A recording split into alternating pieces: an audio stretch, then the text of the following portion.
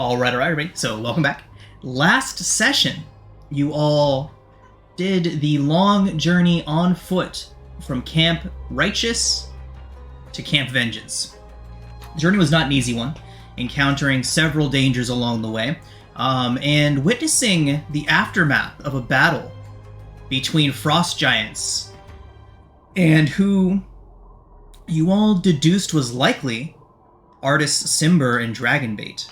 No direct evidence of this, but a lot of signs pointed towards it being those two individuals who were responsible for the devastation and the carnage that you all saw. And also, you were able to confirm that it is in fact frost giants that have made their way into the jungles of Chult. Far from home they have traveled, and far out of their element in search of something for what else could possibly bring them to this place so different than what they would call home. After dealing with the aftermath of that, you all continued your journey southward along the River Star, I believe is the name of the river that you all are traveling on currently. I'm going to load up our nice big map.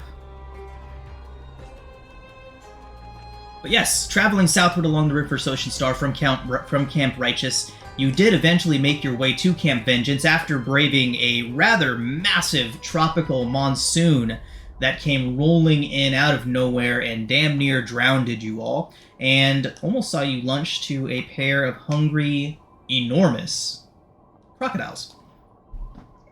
You were able to escape the river and the teeth within, and made your way to Camp Vengeance. When you made it there, it seemed to be a wonderfully built fortification, if that fortification had been built on the Sword Coast. Here, though, not so much. What you all witnessed when you arrived was a crude timber fortification. Seemed to be falling apart in some places. What would be masterful engineering in the temperate climes of the Sword Coast, the elements have done a number on here. The walled compound has watchtowers and tents inside it, encircled by a ditch bristling with sharpened stakes. A large gatehouse faces the river, on the shore of which you all arrive on now. Scattered around the fort are piles of charred human corpses and flayed animal carcasses, swarming with flies. As you all approach from the banks, a guard calls out to you all. "State your business here!" At which point, Undril steps forward. Says, "I am Undril. Commander Breakbone is expecting me." And as soon as Undril states her name, the gate flings open, and a squat dwarven man comes stepping forward. Says, Undril Silvertusk, you've made it. The commander had worried that the jungle had taken you. Come! All of you, come quickly, please!" And Undril gestures towards all of you. "All of these people have seen me safely here, and should be justly rewarded and compensated for their efforts." He says, and then the dwarf says, Yes, of course, all of you. Come in, we don't have much to offer, but you are welcome here."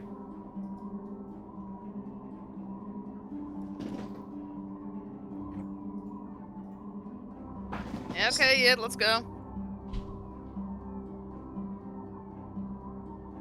Alright. So, as you all head in, Kawasha kind of whispers under his breath, "I heard that these people were ill-prepared for the jungle, but I had no idea it was this serious. This place must be infested with various forms of disease." And as you all enter into the camp proper, Kawasha just stops speaking, because you now get to see the state of the camp. It is, in a phrase, not good. Trenches are overflowing with who knows what. Slit trenches are around the outside. Again, they would be masterfully built if they were in the Sword Coast, but here they overflow, and everywhere you step is a mixture of mud and other things. You can see men laid up on cots in several different places, coughing, some of them shivering violently, although it is well over 100 degrees out. The leadership of the camp seems unfazed by this. Looking around, they can see some of the concern on your faces. Ord, the dwarven captain, looks around and says, "Oh, no different than some of the worst battlefields I've been on. These men will be fine. We have our priestesses looking after them. Come, we'll introduce you to Niles." Go ahead. This isn't a battlefield, though. Every day's a battlefield in the jungle. I mean, I think I was expecting something a little closer to a settlement than a full-on war camp. Aye, we were close to developing when we were back at Camp Righteous. However, the undead drove us out of there, and we've done our best to rebuild here. Give it a few more weeks, a few more months. We'll build our walls higher, get those trenches deeper, and we'll be well underway. Looks like I mean, the if you guys jungle last egg that long. spreading. yeah, I was gonna say, I don't know if you'll last, like, weeks. We've only lost about 30% of our force. We'll be fine. We have more reinforcements coming down the river every day. Are you sure about that? Well, You had a group of adventurers, I believe, including a priest at Lathander that may have taken stuff from Righteous, too, by the way. so Righteous is abandoned. We've taken everything from there that we needed. Anything that's left is free game for anyone that's willing to go there. Okay. Like, even the goblin is disgusting. Also, if you have an extra bag, I may need to change it after this one's been sick for a while. Or pretended to be sick, I should say. Sure, provisions, we've got aplenty. Provisions, gear, weapons, armor, whatever you may need, we've got it here. He says, Undril, where's your plate mail? Undril kind of I looks... wasn't pretending. Hmm? She said I was pretending to be sick. I wasn't pretending. I mean, I guess that explains why my bag smells disgusting, so... Ord looks at it. I don't smell anything. Okay. The flood may have washed some of the stench away. Yeah. Oh, you know, I've been hearing from folks upriver that a lot of us have gone, what do they call it, nose blind around in this fort. I don't get it myself, but we keep hearing it, so it must be true. I mean, if you can't smell a disease, that might be a problem. Oh, sickness, disease, infection, common in the forts of the battlefields. Are there a lot of sick people around us right now? Yes. If you see where your token's at right now, to either side, these are both medical tents. They are overflowing with people. And there are people kind of lined up on cots outside of them as well. As he said, about 30% of the force here is sick. I feel like I need to wear a mask and be, like, 6 feet apart from these people, man. Aren't you a healer? This is just too much for me, even. She's a cleric the same way that my guy's a cleric Yeah. Cleric I by missed name her. only. I know. To be fair, I am trained in religion, and I am trained in medicine. Actually, no, I'm not trained in medicine, never mind. But I am trained in I am. religion. I feel like Rot would just kind of elbow the kobold a little bit and be like, we should do something. Yeah, we can look into maybe trying to help with some medicine or something. We need to figure out why they're sick. As you say that, a woman calls out to you. Excuse me, did I hear that correctly? Are there healers among you? And a woman approaches you all. She's got a young woman trailing behind her. Says, "My name is Sister Sias. I am I'm what's left of the priest complement here, and in charge of tending to these poor, wretched souls. Perhaps you can convince them to get some sanitary conditions around here and to stop digging slit trenches in the middle of the jungle. Ord says, Ord kind of, she doesn't know the ways of war. Yeah, but she's got a point. If you want them to be alive, I wouldn't do that. She clearly knows how to live in the jungle. More than you, it's not a war field, man. You're not, trying to wrestle gators every day and kill undead. Ah, the killing of the undead is the one thing that we do quite well. Thank you. Then maybe you should stop supplying their army. Yeah. His eyes go wide, like... You realize by them dying, you're supplying the undead, right? Oh, not many of them die. But that's still my point. For them dying, you're still supplying the undead in the area. Rot's done talking to stupid. Done talking to stupid. She's gonna ask the healer if she can help in any way. She can't magically heal, but she can. Sister Sias, yes. Mundanely. Thank you. So, Sister Sledge, we're here. I know how to use healers kit if that helps. If there are any that are very close to death, I might be able to assist a small amount. as well. Well, Just because I do have the spare the dying cantrip.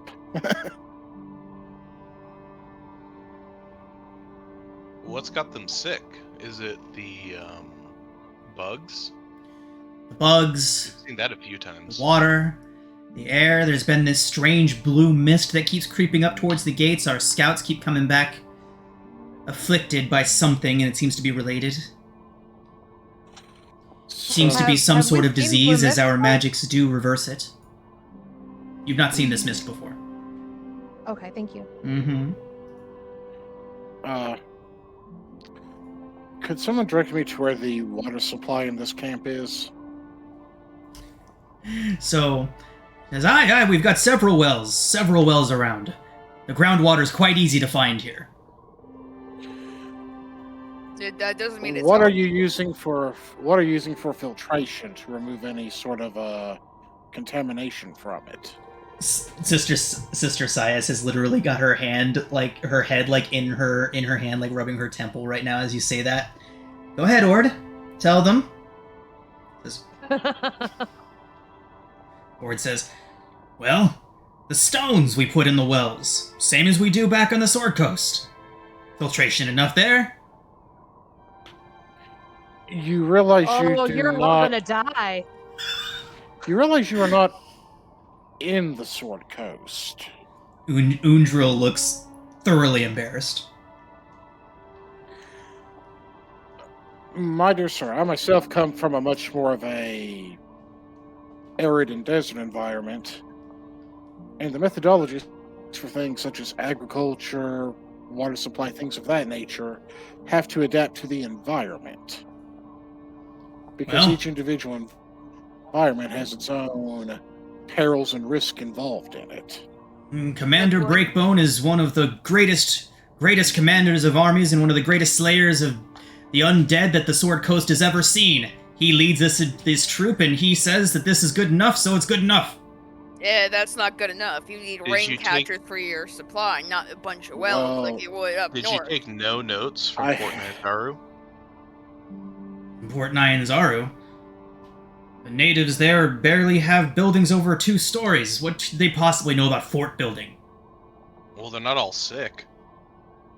They're not dying like your people. Well, if you wish to make recommendations for changes to the fort, I'm not the one to talk to. You'd want to speak to the commander. I simply do as my commander instructs. Well, your commander's an idiot, first off, and second off, I will be making recommendations. You see his chest kind of puff out. As our current Undril, you status vouch for these men. These. hands and size. Please forgive my traveling companions. Some of them are rather uncouth in language and manners. If you weren't vouched for Yeah, by but- Undril, we'd no. see you strung up from the stockades for the dinosaurs. You know, I've actually wrestled a dinosaur and actually took it down myself. Oh, I'd very much like to see that.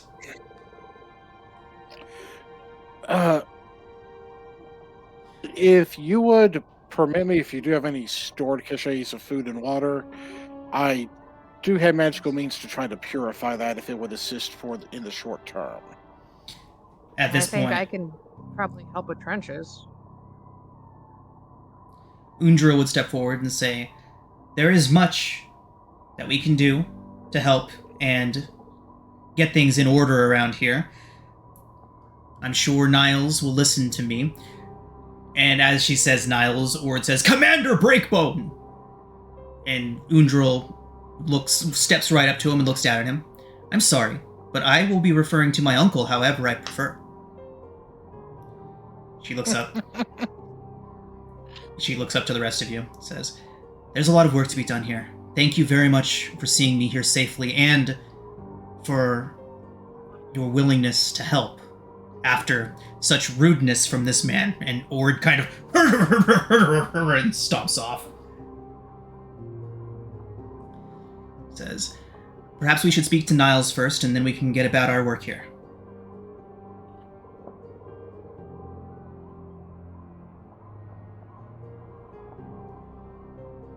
All right. Sister Sias, very pleased with how Undril sent Ord packing. Says, Niles is in the command tent. Right that way. With Okay. Captain Pern. They are discussing a recent ambush that, unfortunately claimed several of our people. While we can keep them safe from disease and sicknesses most of the time, what we can't keep them safe from is the arrows and knives of the local goblins and the teeth of the dinosaurs. So, please, go right this way. Alright. So, as you all head into the command tent, there is a Templar in full plate. Not just full plate, but he's wearing like all of like the dangly bits and like Oh my God. the cloak. The cloak has like extra layers flowing off of it, and the man is pouring sweat. And standing next to him is a woman of middling age, a human woman, wearing much more practical armor. She's wearing light armor. She carries a short sword and a longbow. And they're going over some maps. And as you enter, you hear, "Why won't these damn goblins face us in the field? Cowards, the lot of them! Striking at our forces as we move through the jungle in columns. Striking and then disappearing into the desert, into the jungle. Cowards, the lot of them!" It's been so long, and you hear Pern say, "My lord, they will not face us in the field at any point. You must learn to adapt to their... Oh, hello. And who might all of you be?" And then Undril steps forward, and Commander Niles Breakbone, "Undril! My niece, you've made it safely!" And he walks up and gives her a big hug. And Undril's, "Uncle, your camp. I know. Impressive walls, aren't they?" That's the only thing you got, though. "Walls are all a good fortification needs. Undril, it is wonderful to see you." And she introduces all of you and says how you've helped her get through the jungle and helped her survive, rescued her a couple of times, saved her from the jungle sickness. And he walks up to each of you. "Thank you. The Order of the Gauntlet is in great service to you," and he reaches out a hand to shake for each of you.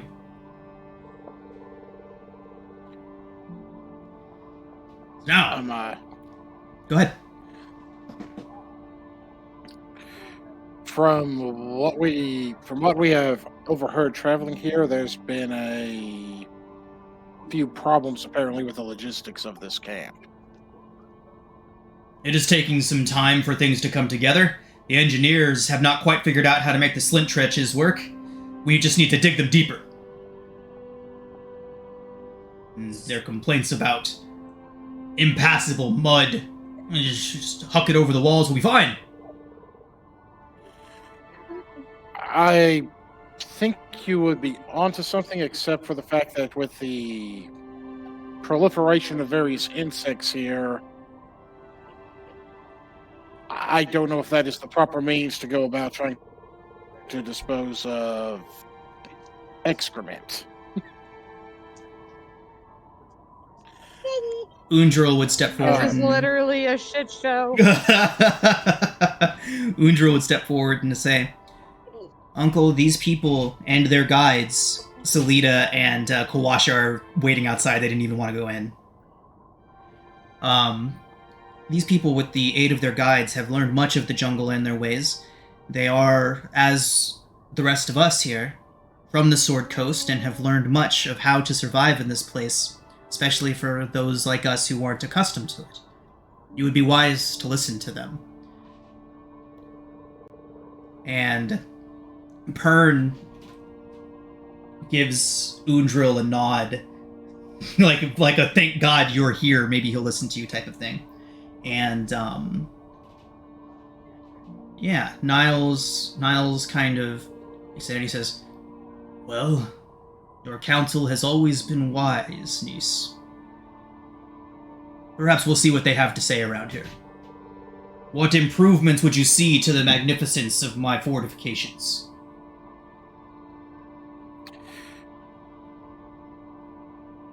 The issues I'm seeing mainly have to do with the water logistics and with sanitation.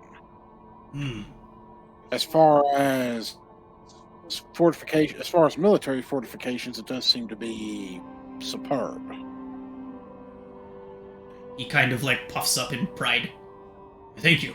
I do pride myself on the strength of my walls and the orders of my armies.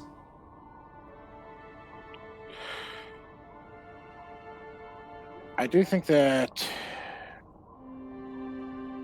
in an area with as much rainfall as this place has, attempting to draw water from a traditional well could result in easy contamination due to how prone this land is. But it's so plentiful. We need only dig maybe 10, 15 feet before it just begins pouring out.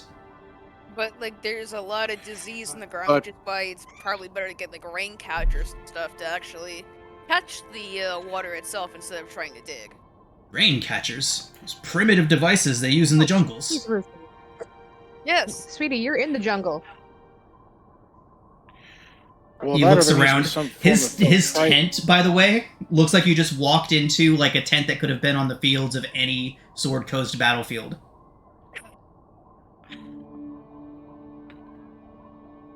Well, there is the fact that as plentiful as the water is here, it's akin to collecting water from a river. If there is something that is dead and decaying within said river, do you really want to collect it downstream from it? Only a fool drinks directly from a river. That's why we search for the groundwater.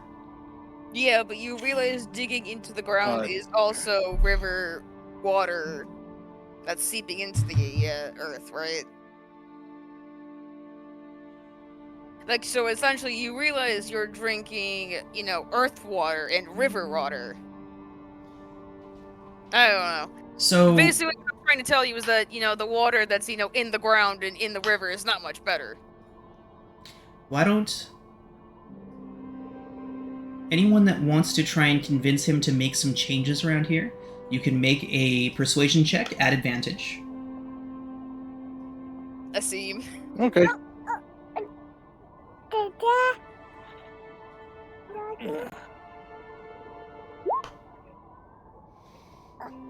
So he looks to you, Asim, Hopefully as you're kind of laying out the groundwork for the improvements that can be made around here. And then he looks to Undril, who is giving him the eyebrow raised nod, please listen to him. And very well. Very well. Undril, you may take charge of whatever operations they seem to deem necessary here, although I don't really see too much point in it. If it is what you want, then it is what you will get. As long as you don't touch the walls. I was not planning on touching the I walls. The walls have. are great. In a land filled with the predators and the undead like this one is, the walls are a stellar feature. Yeah. He seems very proud. But I don't know, like your cohort was like saying, like this, he was saying this was a battlefield, but like, it's a jungle, not a battlefield. And we Yeah, are at war against this jungle. What I'm telling you is that you have to be prepared to live in a jungle, not be prepared, to be in a battlefield. You know what I'm saying? I believe so. We must understand our enemy if we are to defeat our enemy.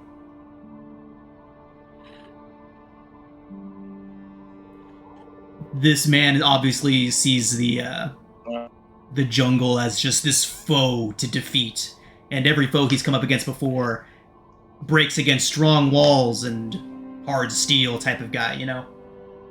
Yeah. Well, and I, of course, also trust, like any skilled tactician and strategist, you also understand that one's battle tactics depend upon what field one finds themselves in. Like the tactics a naval commander utilizes to battle on the sea are far different than, say, those you would use against a entrenched, well-fortified foe. The Order of the Gauntlet saw it fit to send me here. I only assumed that they needed my expertise in the fighting of the undead, but I can see your point. The undead don't march on us in hordes of hundreds or thousands like they do in the Sword Coast. They creep and crawl through the jungles. Yeah. Very well. We will accept your help. Undril will oversee any changes or repairs or adjustments that need to be made. In the meantime, you are welcome to our tents, our food, our water, our wonderful slit trenches.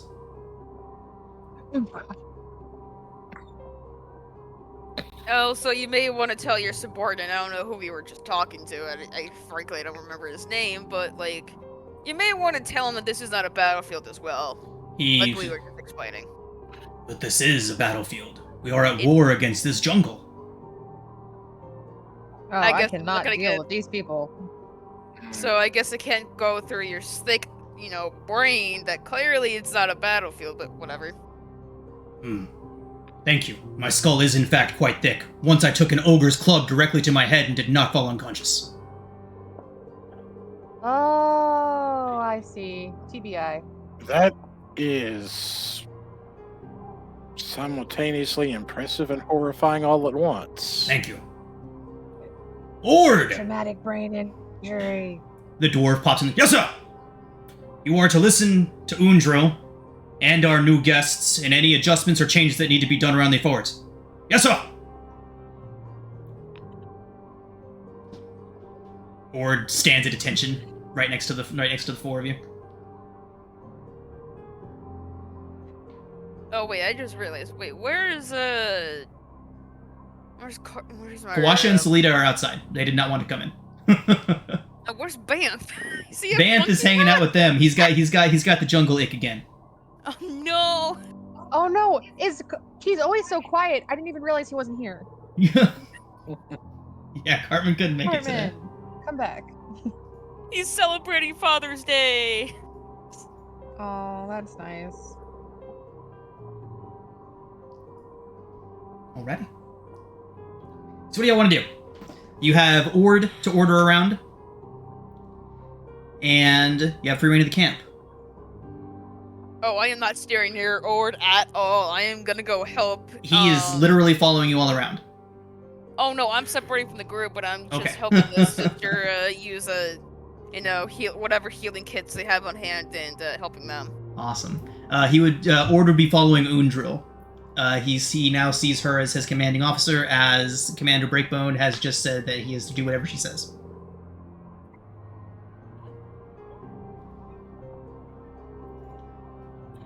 All right, but yeah, sister, go ahead. Are we? I'm so sorry. I was just gonna say I know that some people were going to go help with the healing stuff. Is it possible that we get some people to help with like getting rid of the slit trenches? Yeah.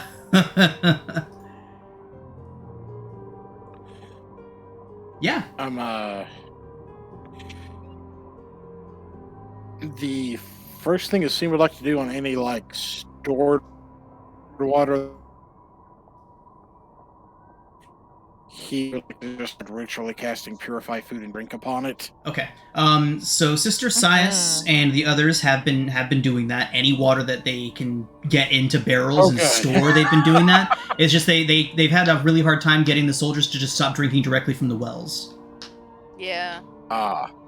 I think that's something you gotta do a scene, because there's no way I'm convincing them not to drink from the wells.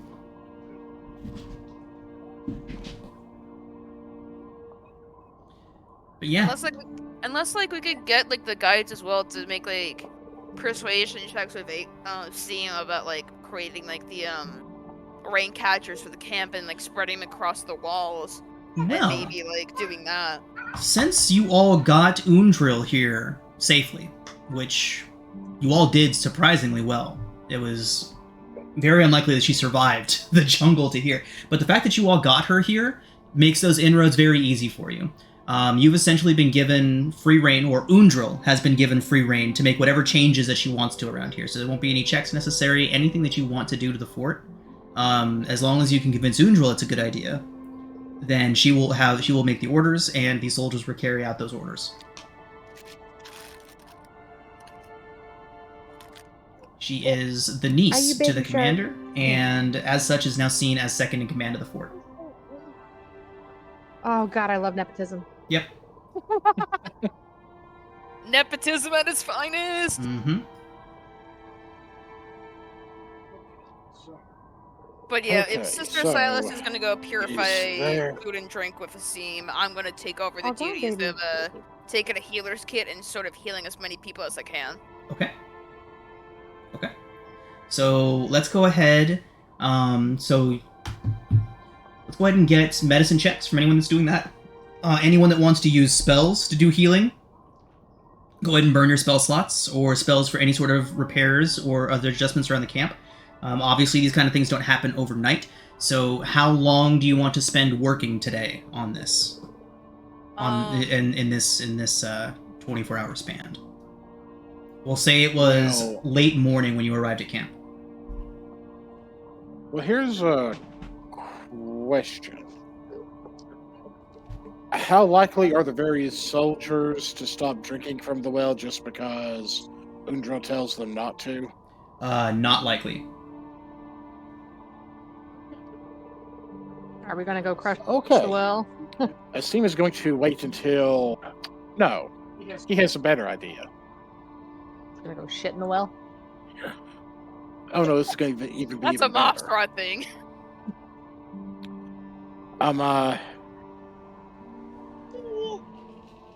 He's going to wait till a lot of the soldiers are near the well. Oh, Ruth. Okay. Makes a scene about drawing out some water and studying it. And he's going to start conversing with the soldiers, telling them how they suspect there could be various contagions within the water and whatnot, and how he's going to have to test it first to see if that's true or not. Okay. So go ahead.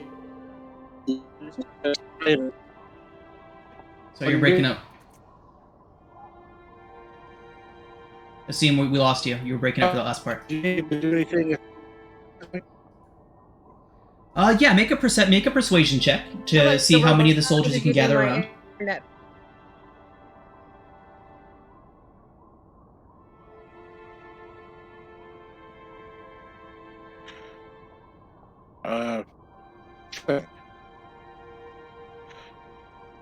Persuasion. Okay. With the 17, you've gotten a good portion of the soldiers that are currently in camp, just the rank and file, to hobble on over to you. Excellent. After he puts on a show of examining this water, he is going to hesitantly take a sip. Okay. And as soon as he does this, he's going to pretend like he is retching, falling over, and for a split second utilize that form of dread to make his form look a little more desiccated. Before he spits everything up, and then turns back to normal. Make a performance check at advantage. Oh my god. And I'll also use knowledge from a past life to help with that if I need to add a d6 to it. Fantastic. I may Okay. not need it. So, Even Moss thinks you just died. right, Go ahead. the soldiers start crying out in panic. You see them all rushing around, knocking over all of their water containers. A few of them start inducing vomit, like, oh god! The chaos erupts around the camp for a few moments, while they do their best to eliminate all water that came from the wells you just drank from. Looks like I'm gonna need more patience. So one of the priestesses was watching this Asim and looks towards you and does like a little silent clap. Hey, stop. You're hurting Mama. Don't do that. So we're Fantastic. ideas. So, yeah, Who gave you a that'll do Nerf it. gun? Go play. So Undril, after you do that display, will start talking to the rest of the camp. We'll kind of make an announcement saying, like, don't worry. Like, a few of them are being like, we're all gonna die. You know, where are we gonna get water from? Like, there's no hope. We gotta leave. And then Undril will start talking about the rain catchers and showing them how, like, pulling out one of the ones that she's carrying, and kind of showing them how to use it and how easy it is to build them. And yeah, so within a matter of hours, that'll be taken care of. Fresh water for the camp.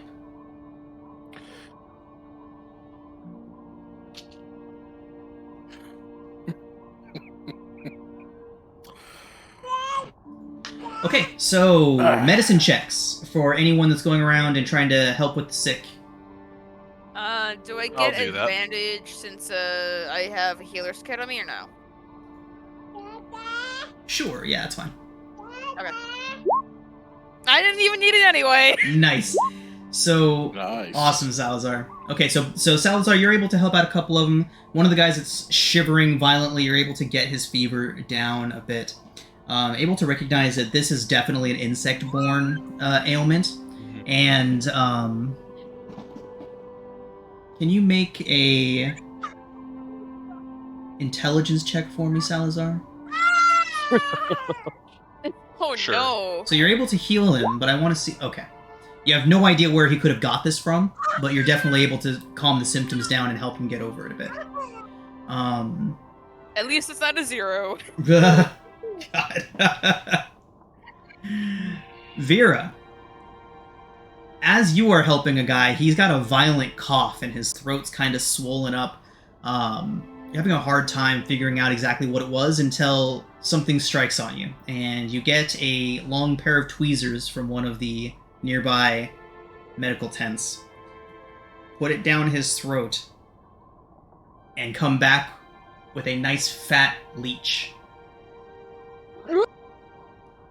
Oh. Okay. Throat leeches are a thing here, and they come from drinking contaminated water. With your 23, with your critical success, you're able to determine that this is what most of the men in the camp are suffering from. There is a few easy ways to get rid of it, mostly by drinking of certain concoctions that will kill them and then cause them to be expelled. I'm just picturing Moss rolling up her sleeves, ready to reach down people's throats. Hey, Salazar. Yep. Have you seen any What? leeches on these soldiers? I haven't seen any leeches. As Look you at say Definitely that, not looking Salazar, inside them. and like 8 more come out of the guy that Vera just helped out. Oh my.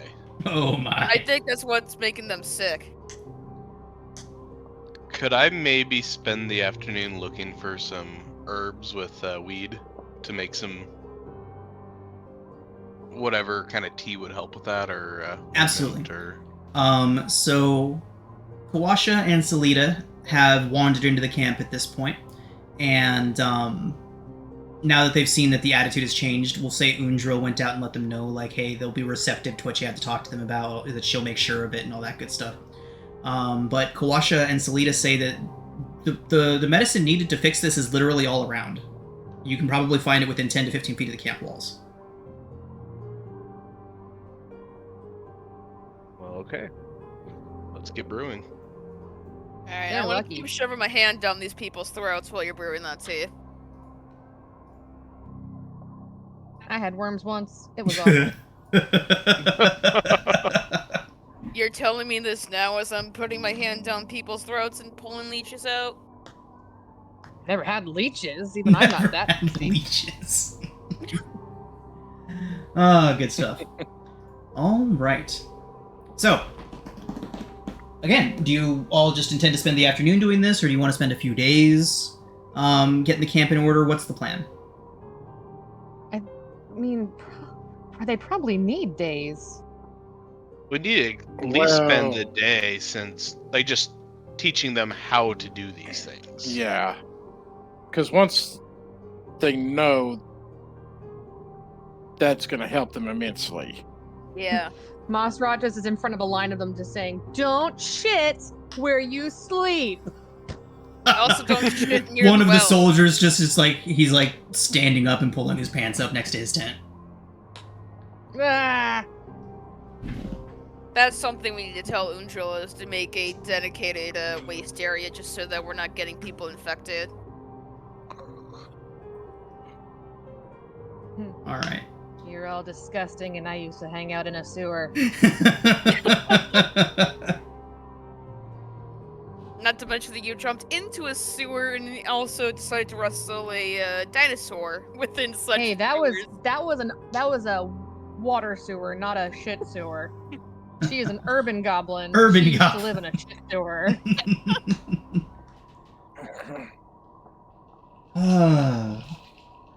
Okay. So, spending the afternoon doing this. Yeah. If anyone still needs to, you can go ahead. We'll go ahead and say that the day has passed in this manner. All of you going around doing what you can to improve the conditions of the fort, instructing the soldiers on basic hygiene, apparently. But yeah, so we'll go ahead and move on to the next day, and you all can go ahead and take a long rest now.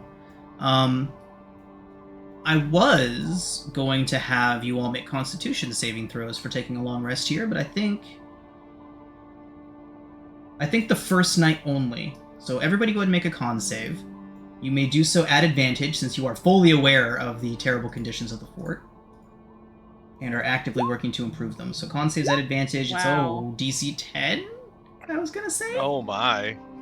Salazar has a weak constitution, apparently.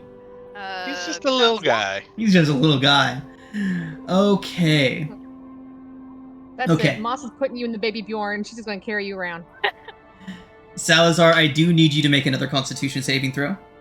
You have spent a little bit too much time too close to the individuals with the shivering sickness and have contracted it yourself. Let's see if it takes effect on you. I've been around pirates. This is not a big deal. Oh no. Ooh, I'm gonna take that 19. Take my sessional. I'm using mine. Okay. Okay, Salazar, Okay. you do shake off the shivering sickness. About like an hour before bed, you start to shake violently for a few seconds and then it passes. I do not want that. I don't know what that is, but it sounds really bad. The shivering sickness. Yeah, there's a lot. There's a few things. There's mad monkey fever. Oh. There's fun. shivering sickness. There's throat leeches.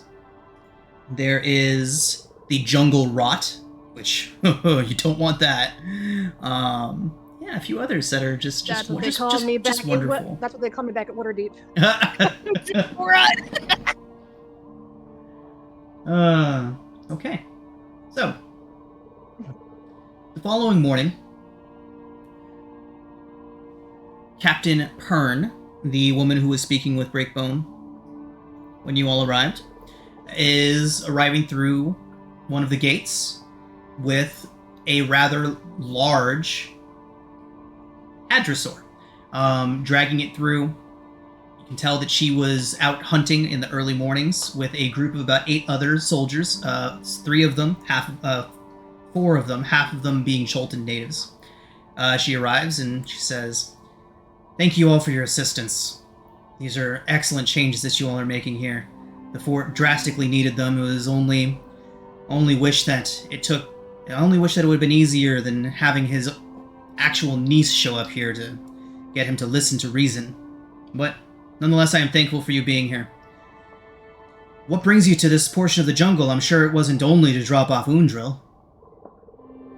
We're also kind of looking for an oracle at the base of the Mistcliff Mountains. Oracle. Well, I know very little of an oracle, but there is rumors of a witch high up on a plateau in the Aldani Basin. A witch that, if the rumors are to be believed, has discovered a cure for the death curse that plagues these lands. Go on. Go. Well, I'm afraid I know very little else other than that. At the old ruins of Umbala, I believe, is where people have cited her. An old crone living alone in an abandoned village. Some claim her to be a witch. Well, at least that gives us an avenue for where she is.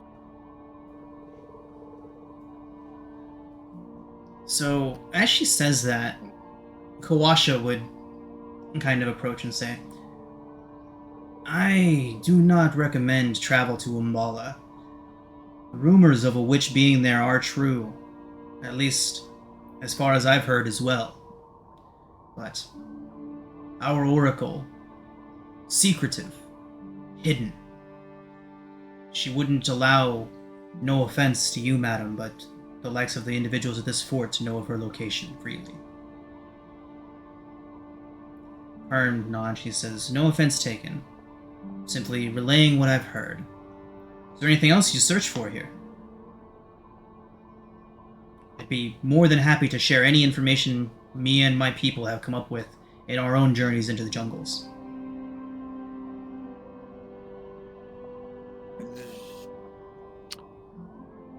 There have been sent a search for a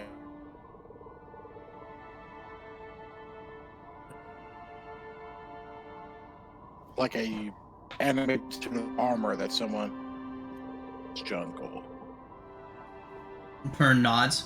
"Well, that I have seen with my own 2 eyes." And she points at a location on the map laid out in front of her. Again, a very crude map compared to the one that you all carry. But she points to the same location that's marked on your map. She says, "Here. There is some sort of stone construct, stone, wood, and metal, intertwined together to make a vaguely human form. It stands almost as tall as the trees themselves. I had assumed that the natives had built it, as they worship it as some sort of a god. But it's there.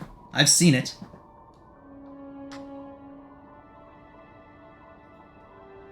Interesting.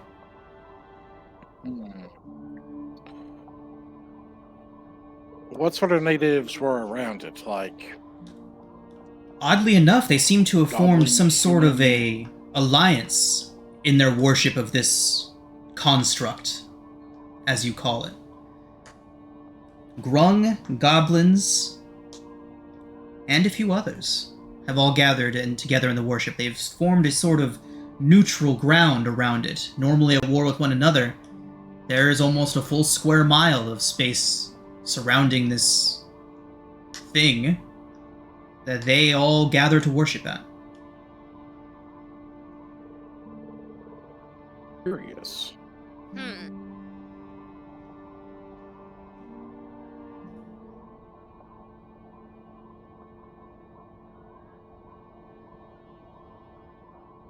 Well, I definitely appreciate the information that you've given us. And I appreciate what you're doing for this fort. Perhaps we stand a chance out here after all.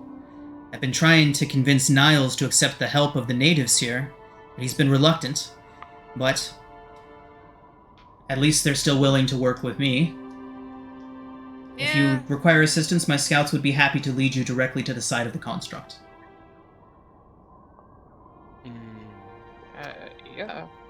I mean, do we want the That's awesome. construct, or do we want to, I think we should do that before heading back to port. Yeah. Just because, Lions, do we want this artifact thing with us as we're trekking through the jungle to find an oracle? I mean, do we want to do... Well, I guess because it's deeper in the forest, because I was thinking maybe we do it before Mbala, but... As well... here's Go ahead. just my thought. Yep. I'm sorry. No, you're good. Go. It would also help us fight, right? I mean, there's also the don't know. possibility that we're killing two stones with one bird if we do happen to find the oracle there, too. Yeah, fuck those stones. But also, this thing has a cult following it. Or, My thought... This is going to sound like a crazy thought, but we could have Mossrot, like, convince, like, the goblins that we're friendly with them, and then we can, like... potentially You were just make attacked by goblins. I did not help at all. Yeah, but like he can put on a mask, pretend to be like one of the goblins, and he can maybe get us in there. I don't know. you did grab their Ew. horn. Just a thought, man. Just a thought.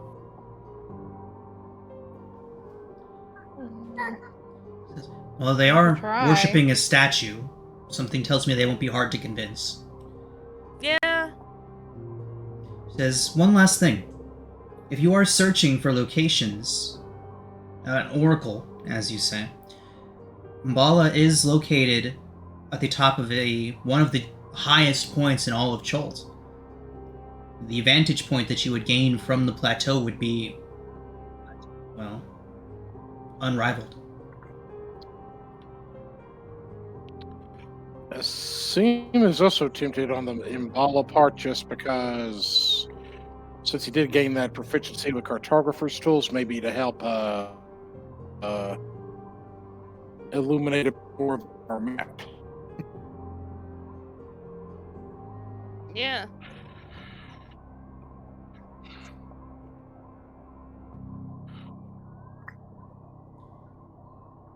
So,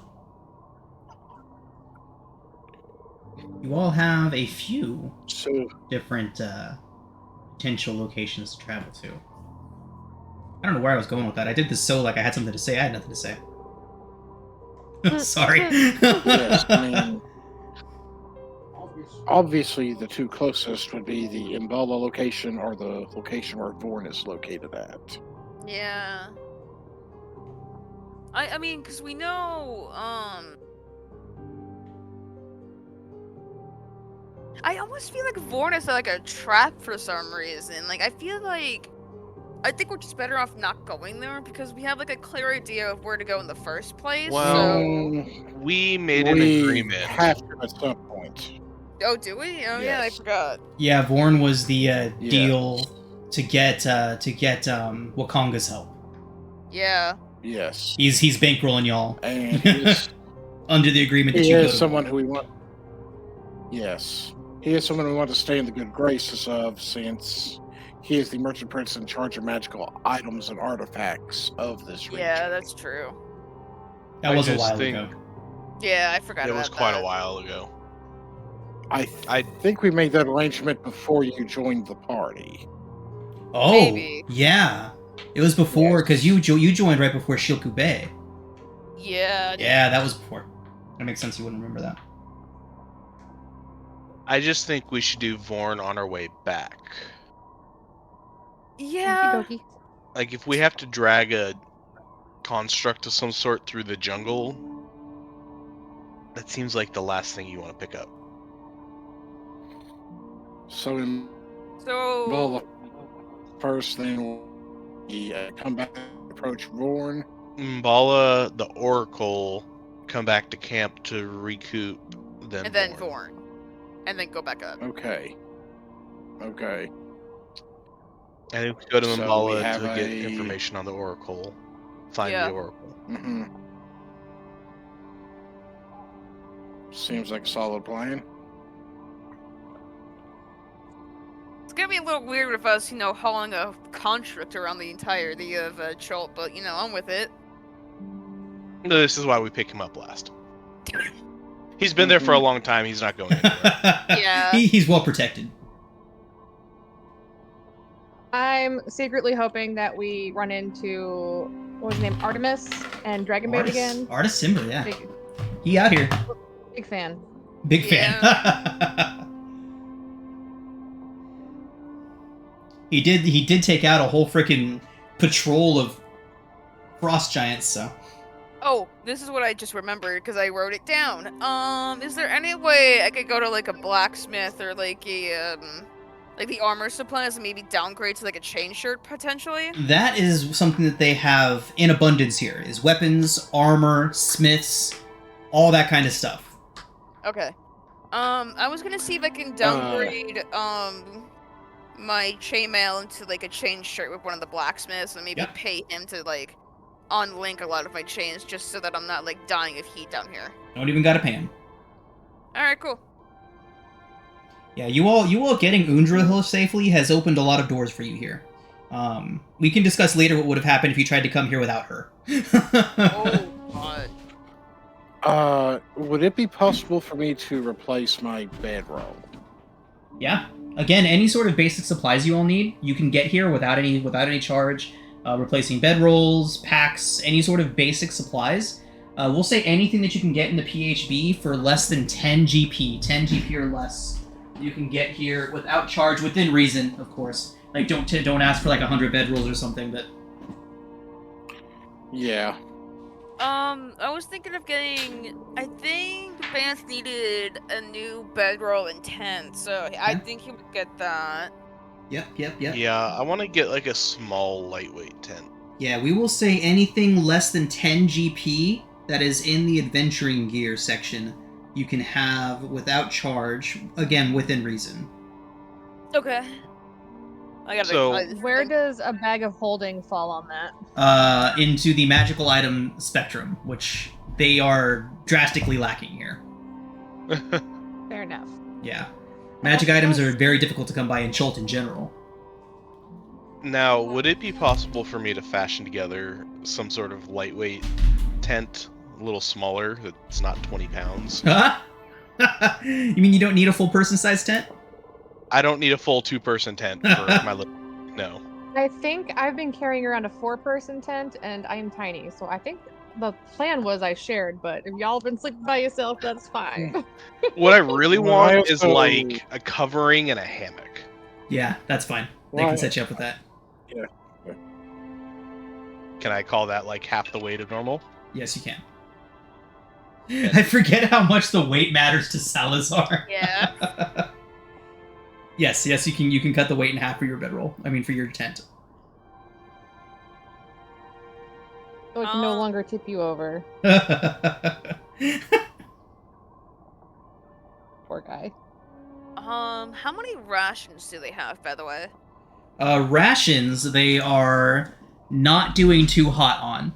Actually, never mind. The Captain Pern just came back with a full Hadrosaur. So they are willing to give you, we'll say, 5 rations apiece. We're gonna eat it? Okay. Well, yeah. So 5 rations for each of us? Yeah, 5 rations apiece. That's from their old stores. Yeah, that's fine. I don't need more than 5 rations anyway. Yeah, I definitely needed some more food.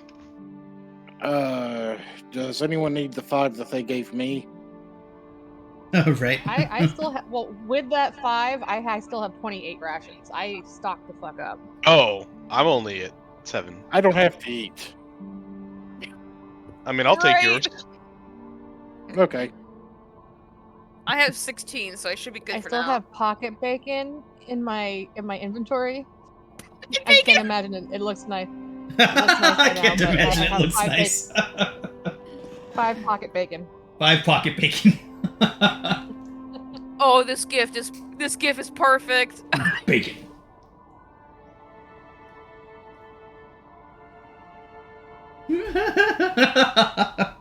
Perfect. Okay, now in my head, Mossrod has that mustache. Whatever. Oh, you gotta put Mossrot in through Midjourney again, except add Ron Swanson somewhere in the mix. Ron Swanson's mustache, but white. Ron Swassrot. Ron Swanson.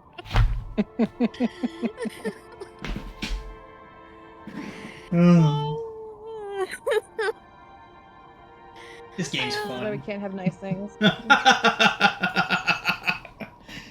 Oh, good stuff, good stuff. Well, alright everybody, it sounds like you all have a bit of a plan. How much more time do you want to spend working on the fort? Undril would obviously be staying behind. She would be staying at the fort to oversee things and make sure that all of the stuff gets taken care of.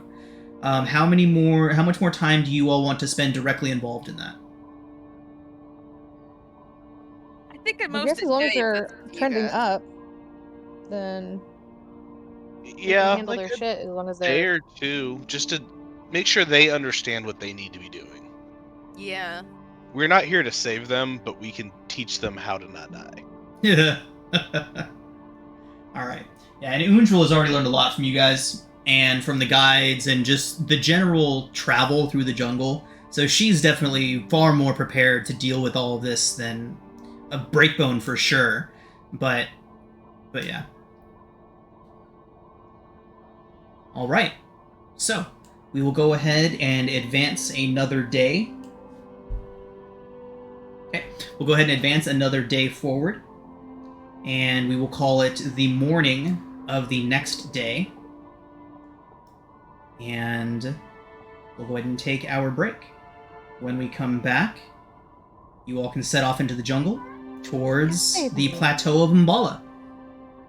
Sounds You good. look sleepy. All right, back in 10.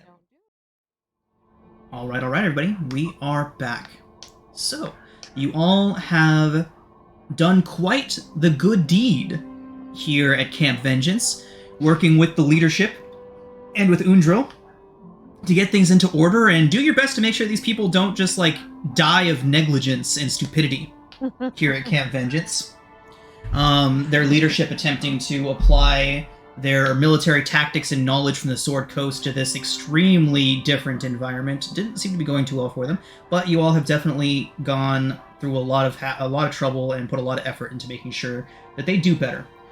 So, with that in mind, and with several pieces of good info and intel on your potential goals, you set out into the jungle once more.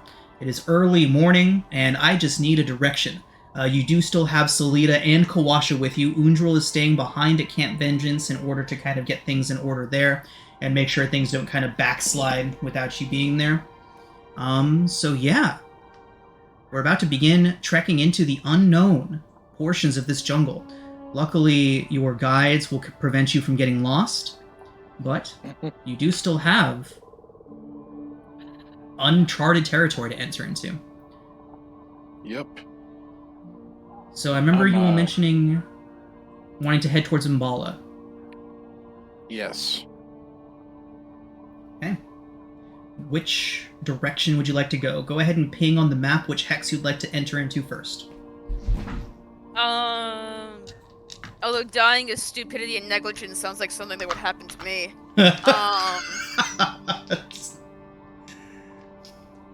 How do you ping? You just hold mouse click and hold. Think ahead for which one? This one right here? Whatever the best hex is that our guides are telling us. Okay. I know that'd be the straightest line across, just... Yeah. I will tell Undril I will miss her. She says that she's sure she'll see you again. Alright, so, heading in that direction, let's see how your first day of travel outside of Camp Vengeance goes. Yeah! Oh. No monsoons, please. Oh. Okay. So, you begin your journey, heading out of Camp Vengeance, heading southwest in the most direct path towards Umbala that you can head. As you go, you begin to leave behind the dense thickets of the jungle for a little bit of a different environment. The Aldani Basin opens up ahead of you all. The Soshinstar River flows out into this marshy upland basin. You can see dinosaurs kind of wandering out of the tree lines in various locations to hunt and forage in this swampy area. The insects are definitely out in force around here. And Kawasha would tell you all about the people of the Aldani, referred to as the Aldani, the basin itself being named after these people. He tells you all of a race of lobster folk. He says that he remembers childhood tales of the people that once lived here.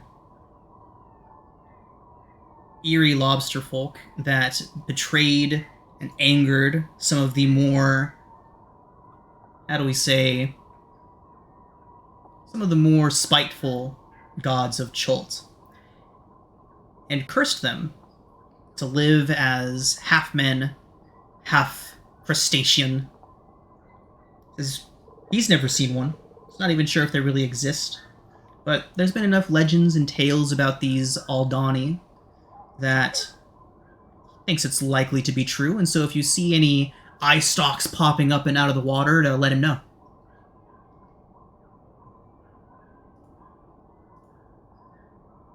That sounds like something out of my nightmares. Oh, that's loud.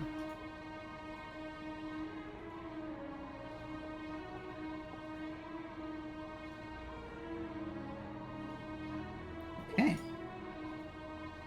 So, what is it? A 14. So, fantastic. It is a surprisingly clear day out, and you can see across much of the basin. Can I get perception checks from y'all? Alright.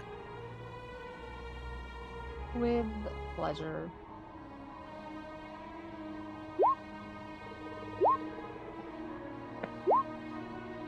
Damn, Sal. Ooh, So, I'm not beating He is that. good at watching out for danger. Alright, fantastic. So Salazar, you notice off in the distance a strange formation. It looks like clouds at first, and in fact it is kind of draped around by clouds, the clouds drifting past overhead. It's almost mistakable as a cloud itself, but you see a floating island out there. Way out across the basin. Probably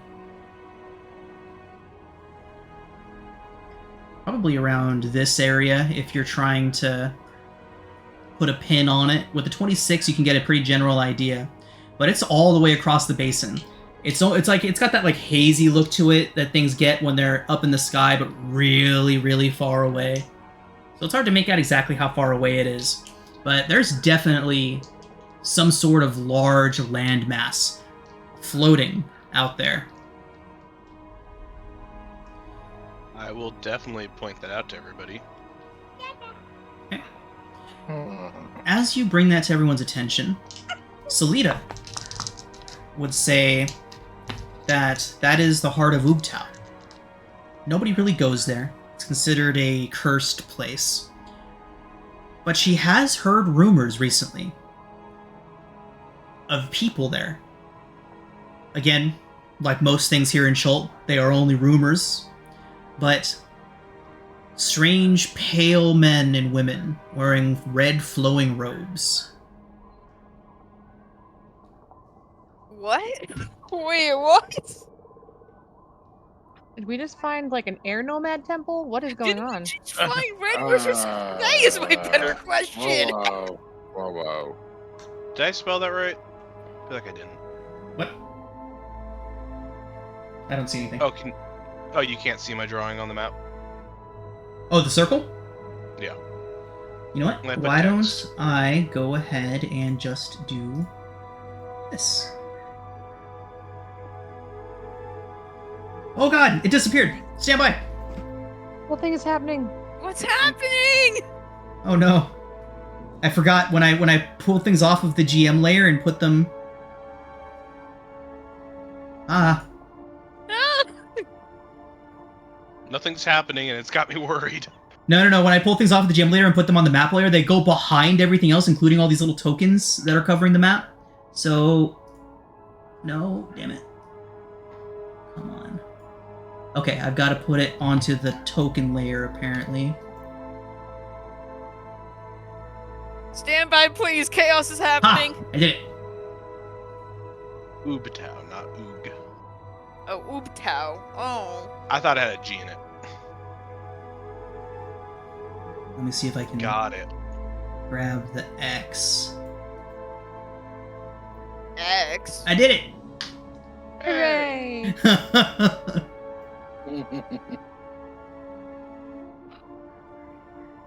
So it's an island up there? I guess, yeah. Floating island above Cholt. Stand by. That's not the right location. That got moved. It says it's supposed to be about 50 miles away from Umbala. That's like 150, so that must have gotten moved at some point when I was messing around with stuff. So let me change that real quick. Wait, like 100. 150. It's 110. So that would put it right about here.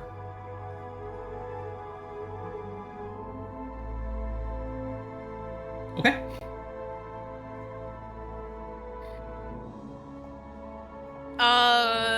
I Yeah. want to explore No, it. I'm not going there yet. I I want to know what's up there. I don't. Where is your sense of adventure? It just seems like a death trap, man. Well, so did Shiku Bay, but that's how we found you. I was on the ship, god damn it. Yes, There might but be if we friends had on that said- thing. If we had said that sounded dangerous, we don't want to go, you'd still be on that pirate ship. Ooh, do you think the island is friend shaped? I think so. It is called the Heart of Ubtao. I still don't trust Yeah, it. but everyone thinks it's cursed, which, I mean, no one likes goblins either, so she's down for this. Ruthie, why are you trying to do a handstand on the couch? Baby. Mossrot just doing a handstand on the back Come of on, Mossrot, stop doing handstands. We gotta go on an adventure. I can go on an adventure on my hands. Challenge accepted. Okay. So, We're definitely going there. Yeah, but like, pale people in red robes sounds like a really bad idea. I mean, maybe they just don't go outside a lot. Yeah, but you know how those like bookworms are, though, man. Like they're scary sometimes. It's okay, we'll teach you how to read. all right, everybody. So, let's go ahead.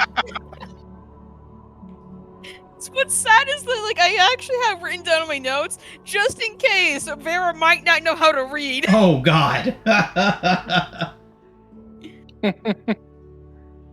Vera's afraid of Mossrot books. knows how to It's read. canon.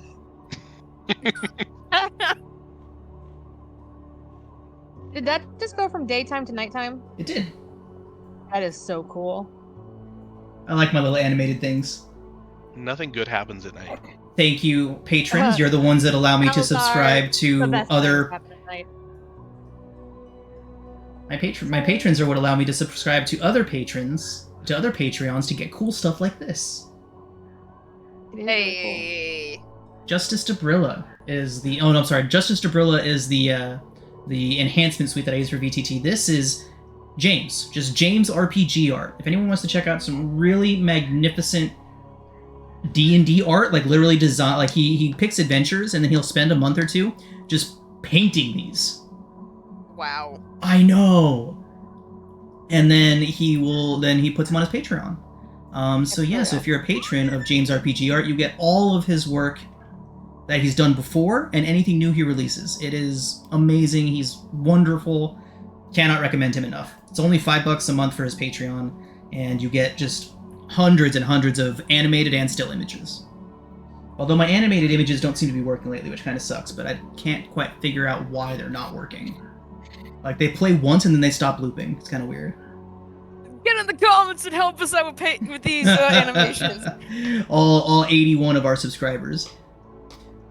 Although maybe I should start doing the call-outs to, hey, like, comment, subscribe thing at the end of our videos, because, like, we get, like, a good couple dozen views on every one of our videos, but we only have, like, our subscribers never go up, so.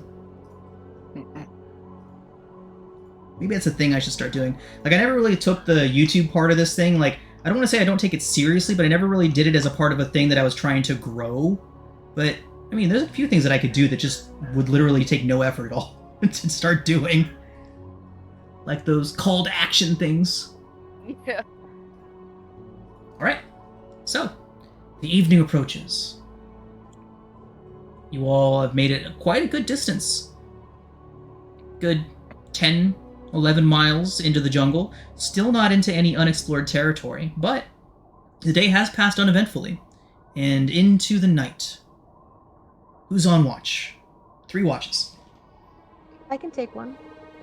I can do one. I'll do one. Okay. So let's go I ahead. know it seems up all night, but Right, Asim is very good at those. So let's go ahead and get perception checks for first watch. Would you consider a survival check? Perception's fine. I'm kidding. Yeah. Okay. Womp womp.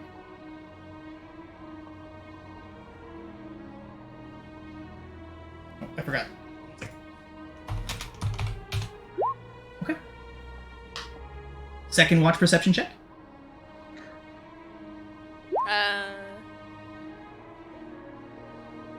Okay. Moss and Salazar, your watches do pass without incident. The sounds of the jungle continue on through the night. Nothing out of the ordinary. Every now and then you'll hear some crashing off in the distance or some sort of strange howl or scream, but nothing different or new for the jungle. Vera, go ahead and make your check.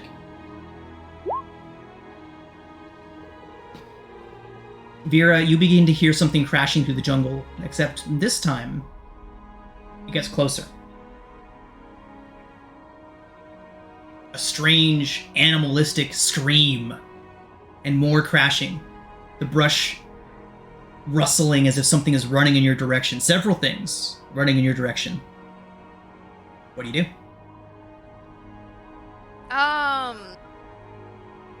Do I recognize what that is? Make a survival check. Oh, lovely. Okay. It is the sound of an animal being chased.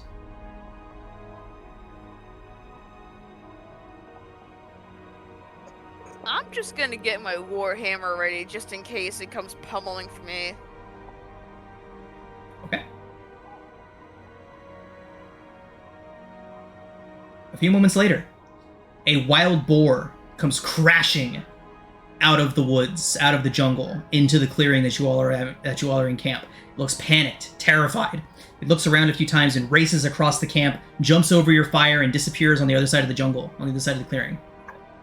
That would have woken everybody. Mm-hmm. How do you all respond to this?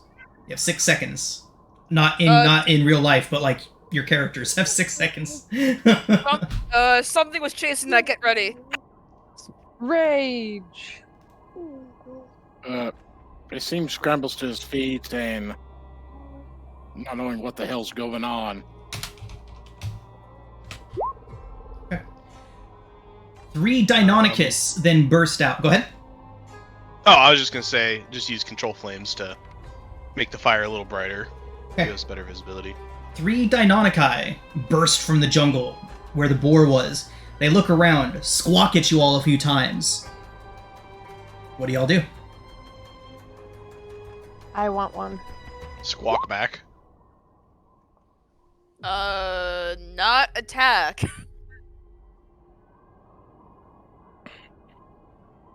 Oh, I've got fluff bombs. Flump bombs. Again? Oh no. Not the flumps. The flumps. March of the flump. All right. Does anybody attack them or interact No. with them? I'll scream back at him. One of them kind of tilts its head off to the side. I would. Can we? Do we have rope? We have rope. We do have rope. I want one.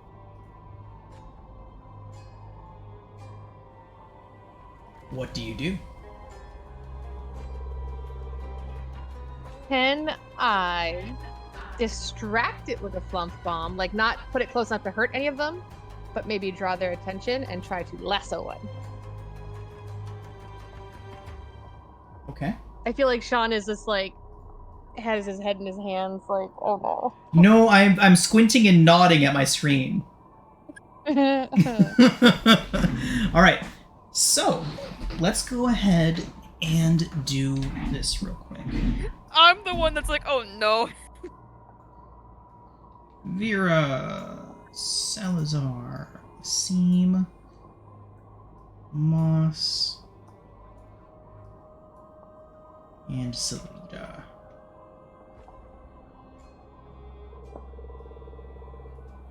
And how many did we get? 3 Deinonychai.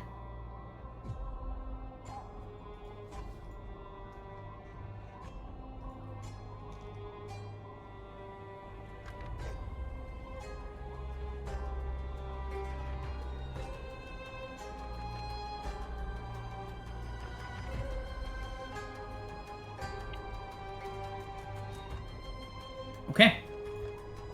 So, they squawk at you. Salazar squawks back. One of them looks confused, like you might have just insulted its mother or offered it some food, I don't know.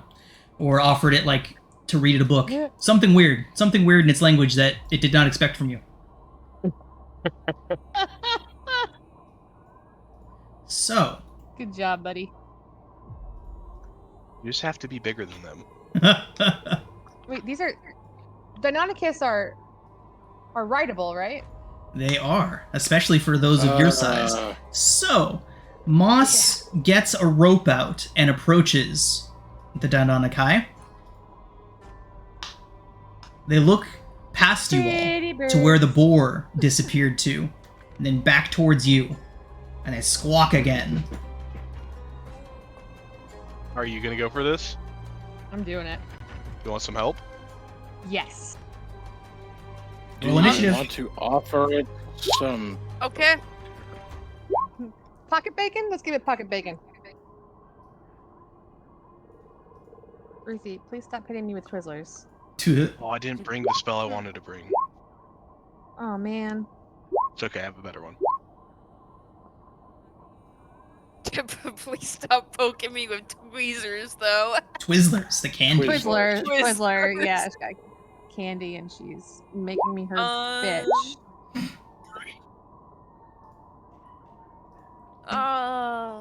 Okay. Kuwasha, Kupalwe, and Salida want nothing to do with this unless you all get into trouble. I'm just holding my hammer up just in case something goes south, so...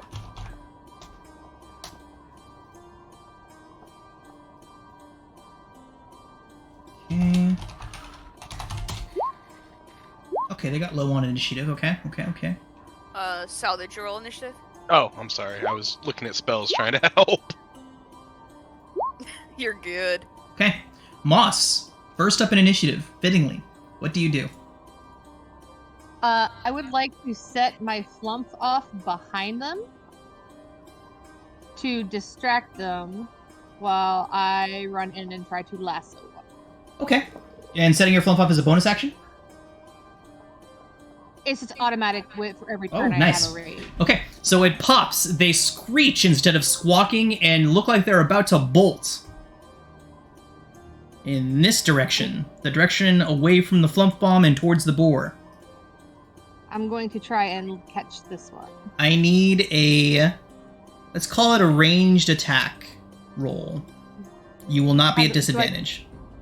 Should I just do something that's a ranged weapon I have? Yes. Okay. Okay. You have successfully lassoed this beast. This one right here. It is a lassoed. It does not look happy about it. It's gonna...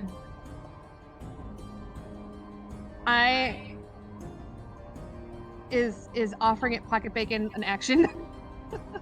I would have to call that an object interaction and call it an action. Okay, totally fair.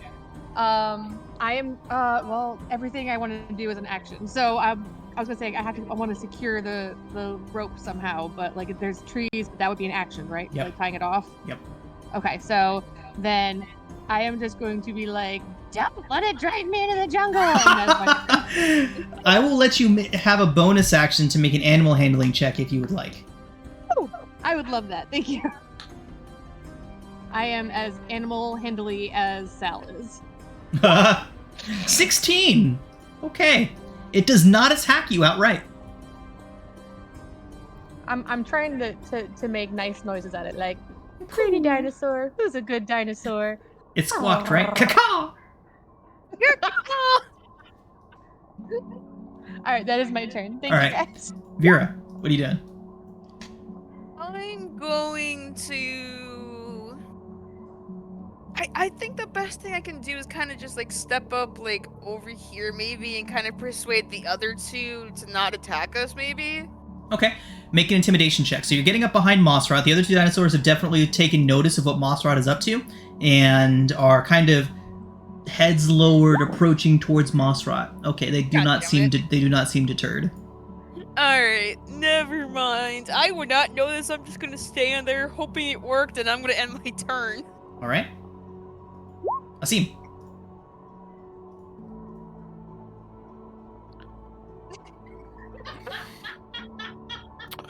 Asim just thinks that this is going to go terribly wrong, and he is going to hold an Eldritch Blast as an action. Okay. In case one of these other two attempt to attack his allies. Okay. Alright. There has been no hostile action towards them yet. Ish. So, they are going to bolt past you all, chasing after the boar. Let's see, speed 40. Okay. So, these two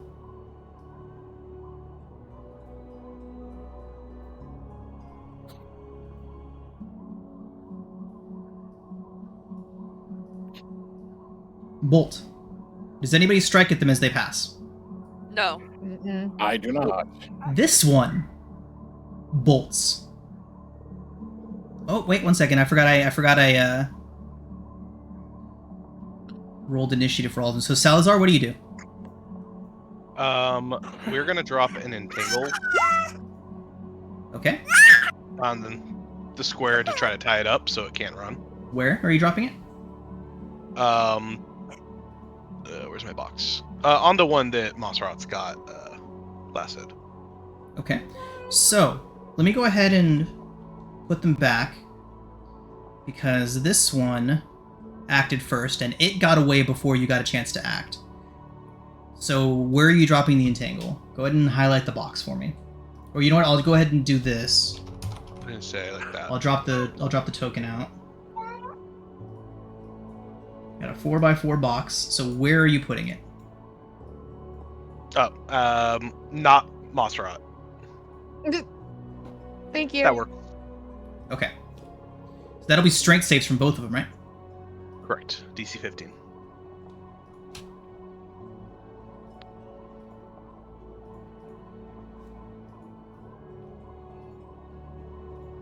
And it's restrained or grappled? It is restrained. Okay.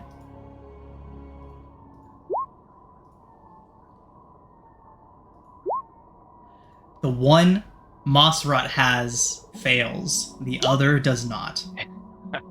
Anything else? And then it's difficult terrain to move. Okay. And that's going to be it. Okay. This is all Moss. The other one is now going to run and make it just a little bit less than the other one did, but it does get out of that and flee. Or not fully, it chases the boar thereafter.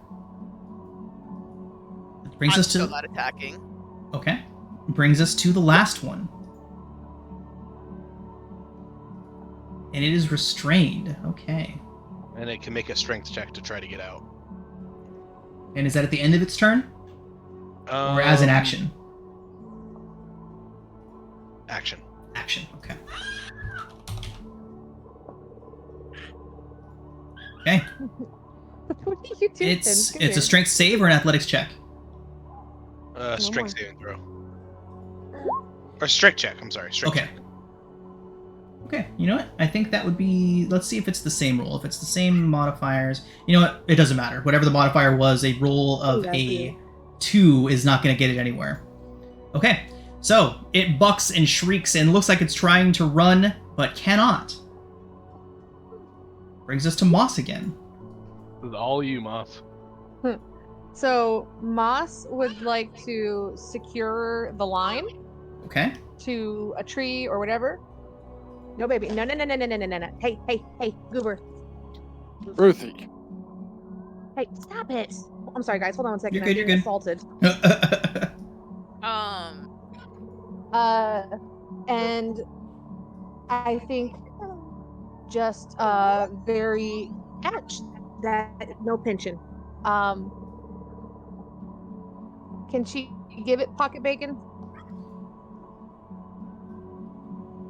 Like just like toss it over? Like it's okay, buddy. Everything's all right. Yeah, you can toss it I'm- out. You can toss it out for it. Okay. I'm your mommy now. All right. So what would you get on your first animal handling check? 16. I think? 16? Okay, yeah, it was a 16 or a 17, something like that. Yeah, 16. Okay. Go ahead and make another. Okay. You can do so at advantage. No straight roll. The fact that you have tied it up and tied it down is going to cancel out the advantage for the pocket bacon. Sorry. Oh no! It wouldn't have mattered anyway. Those are terrible. Ruthie, quit touching everything. Come here. It does shriek and rear up, attempting to escape. Vera?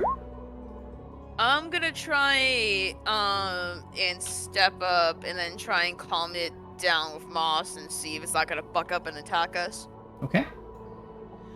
So, I will say that on the third failed animal handling check, this creature will not be convinced otherwise.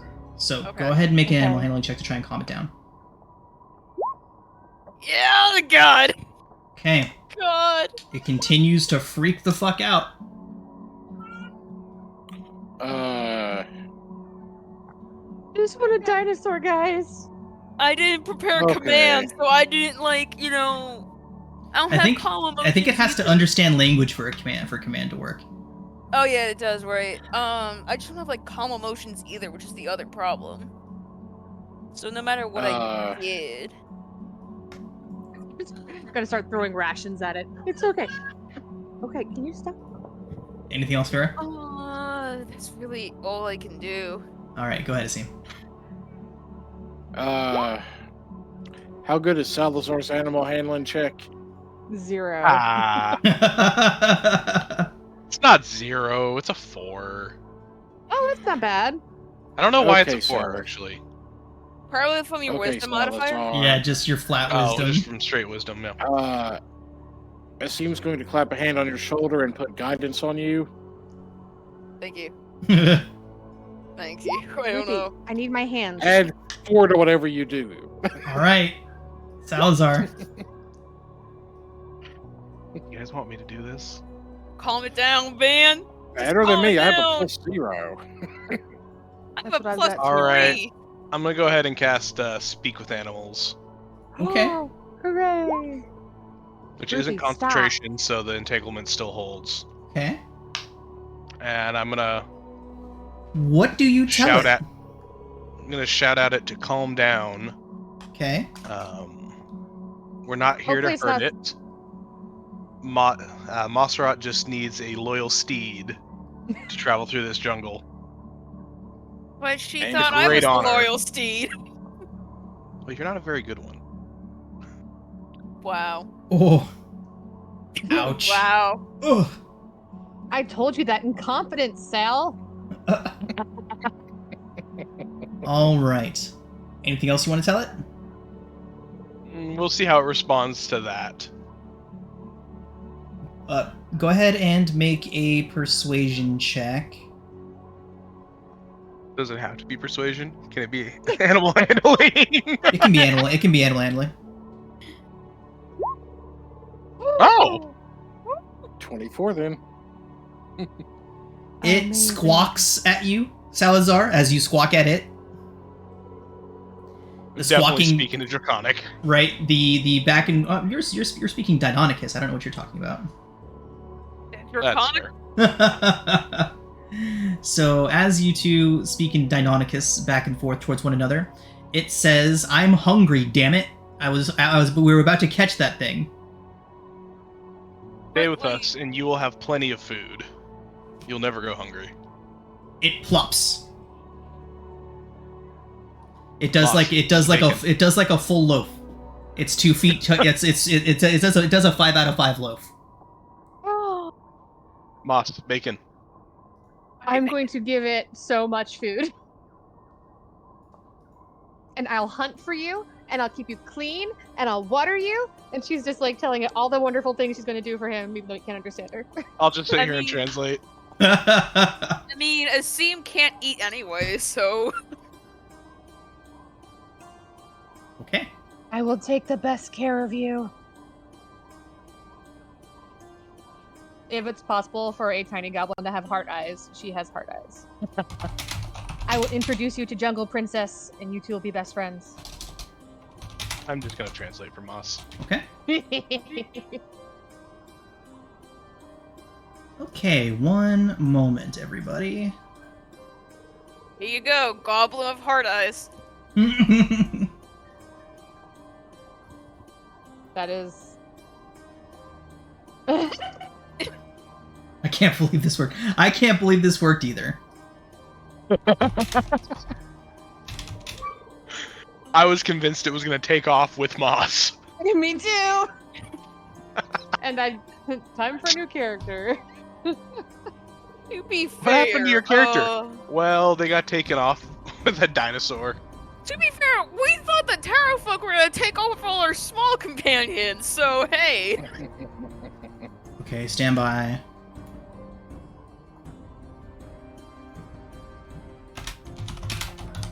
Oh my god, imagine if Moss was like a paladin and this was like her Find Steed spell.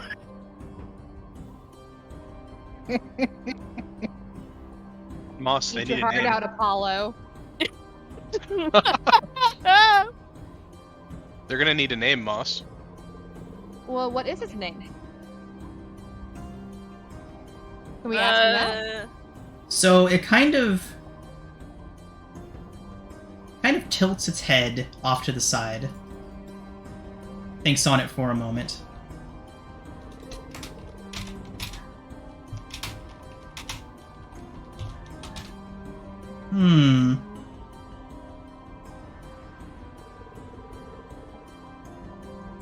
Hungry.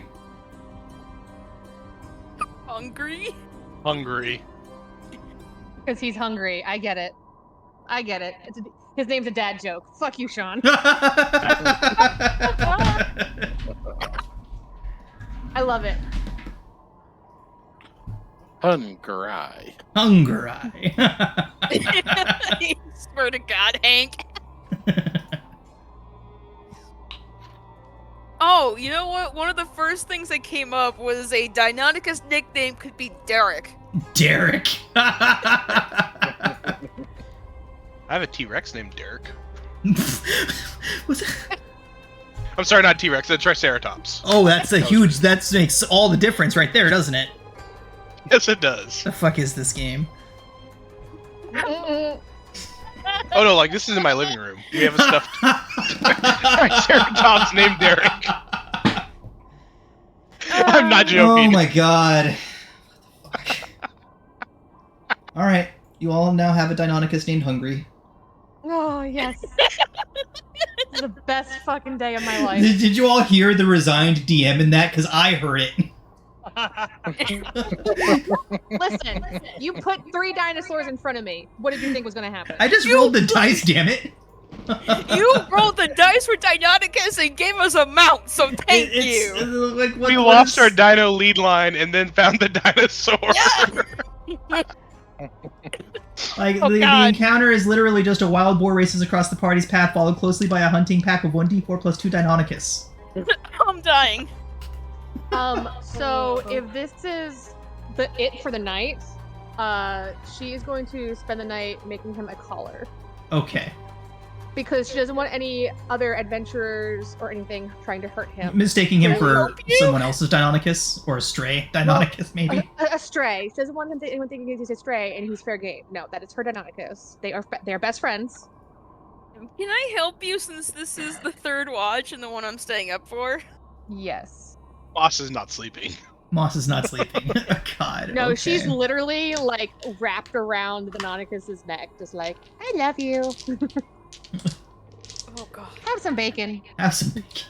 Gonna make a All fat the things Deinonychus. Moss has done to dinosaurs. He's gonna be Thembershad the Deinonychus. It's all I ever wanted. This is it. This is the peak of Annihilation. Yeah, I this don't is care it. what It doesn't happens. get better than this, y'all. We can just call it a campaign here. You Yeah, know what? that's Death it, curse, guys. just going home. Oh. You knew this was gonna Alright. happen. You know, in the back of my mind, I did. It just was never gonna not be a surprise or a what the fuck moment or like a sigh and okay. It just was never You not knew gonna it was be gonna that. happen, just not like this. Oh, my internet just crashed. Can you all still hear me? Yeah. Yes. Yes. Okay, it looks like it was just roll 20, and just my DM Server. screen. Mm-hmm. Because your RG bot's still there. Yeah, the bot's still here. Weird. How does only one of my instances crash? Good All question. my joy upset it. Oh my god. We broke the system, so you crashed. Okay, I think we're good. Oh, I'm so happy with how that went. Yeah. God damn it. But yeah, Now- I looked at Now we command. have like a practically invincible character now, because I don't know if y'all know this about me, but I have this thing about killing mounts or pets. I do not do it. Like, it is not a thing that I'm okay with doing on like almost any occasion.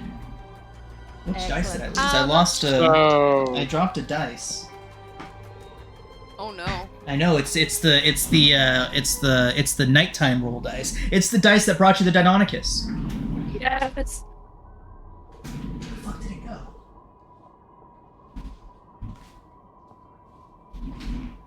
Weird. Alright, I'll find that later.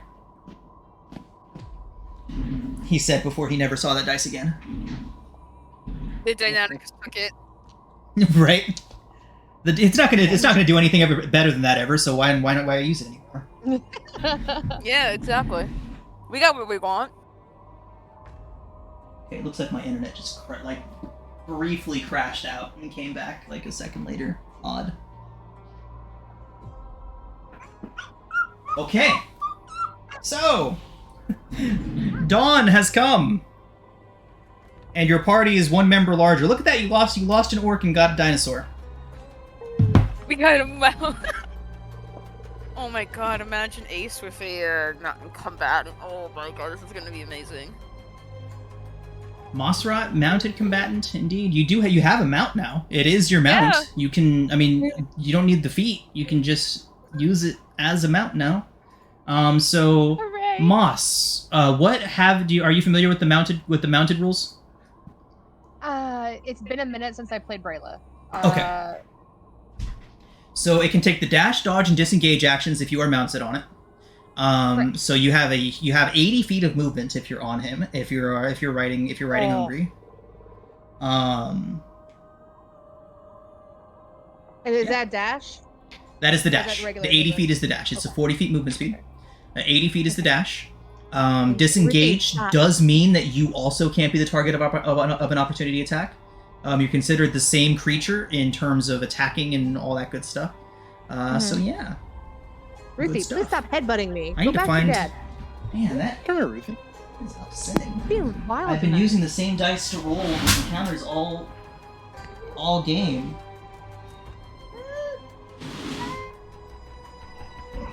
And now I've lost my nighttime dice. Oh my god. So, We've just derailed the entire campaign. right? We just did. Okay, so we will derailed it just in the treat best way all possible. future nighttime rolls as a natural 20. Easy. Yeah. Let's get mounts for Sal and Banth. Sorry, I've got another dark dice I can use because I've got a bright green dice for daytime, a like sunsetty colored dice for morning, or a sunrisey colored dice in that case, and I had the dark purple dice for evening. So now I've got a very dark greenish blue dice for the evenings. Okay. Does he bite? Not you. I know, but I Literally- mean, like. Oh yeah, he's got attacks. Cool. Here. Sorry, I don't mean to. No, you're good. That's an important question to ask because if you ever dismount from him, then he will have access to these attacks. He will, of course, act independently. But here.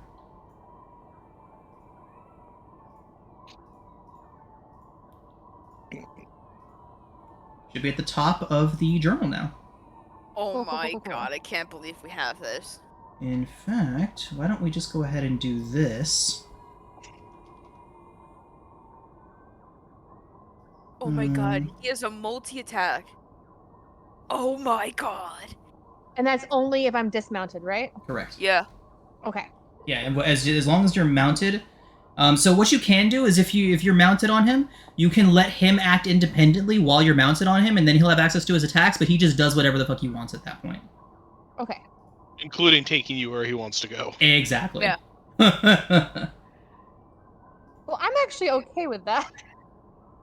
Right? That sounds just chaotic enough for Mossrot, if I'm being honest. I mean, she can teleport if she wants to, or at least if she gets it, but like, god damn. This is Actually, amazing. wait, that's an important question.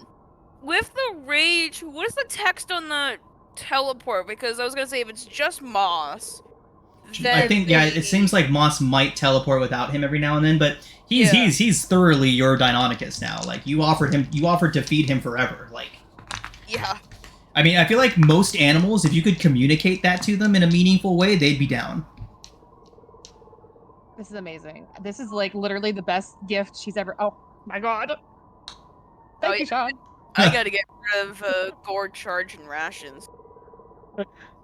Okay, 1 second. I'm setting. Just made setting Ace's up. entire week. Yeah. Okay. Sorry, I'm setting up the token form now. Otherwise, I'll never remember to do it. Thank you. Make sure to take off rations and Yes, Or- that is Yes. a good point. We will definitely need to be feeding him. He's not huge, so he will just take the same amount of rations as a normal person would every day. Okay. This is why you carry 25 rations. Cool. Honestly, my thought was I would like make like a M&M trail of rations. I mean, speak with animals, and a successful persuasion or animal handling check is good. Like for an animal Also- like this with an intelligence of 4, offering to feed it in perpetuity, and all it has to do is carry you around. Fuck yeah, that's a good deal. oh yeah. I hope Sal knows he now has like a best friend for life. Like she will do anything he asks.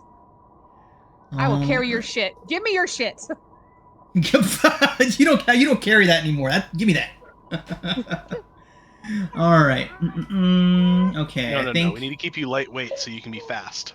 I think that's all set. Go ahead and Ruthie, get are you the other okay? Deinonychus off of your the other Deinonychus out of your journals. Cool. Good. Okay. I think we're set. She's dancing.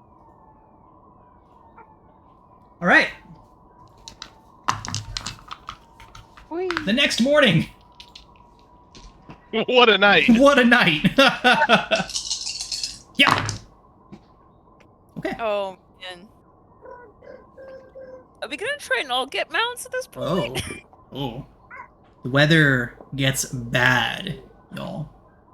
Not as bad as it was last time, but pretty bad. nonetheless.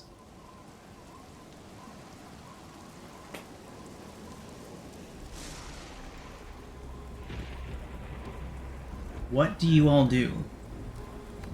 Once again, your guides do recommend hunkering down and riding this out for the evening.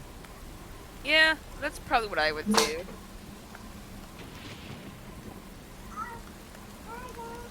Let Hungry lead the way. I'm sure they know somewhere safe. Okay. Your guides frown at that.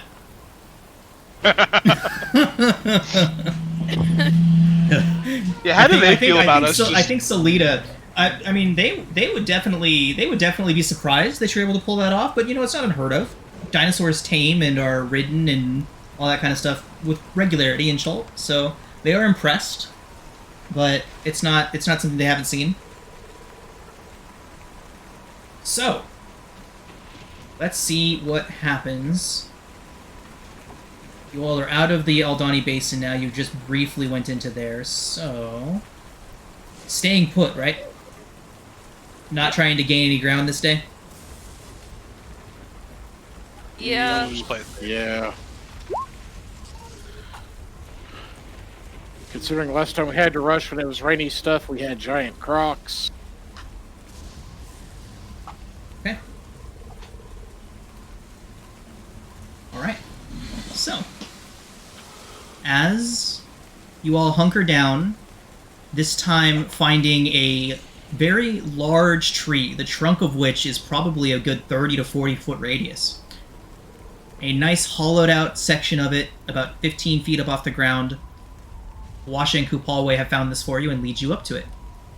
And as you're heading up there to ride out this storm, you see Kawasha look down and give a very deep bow.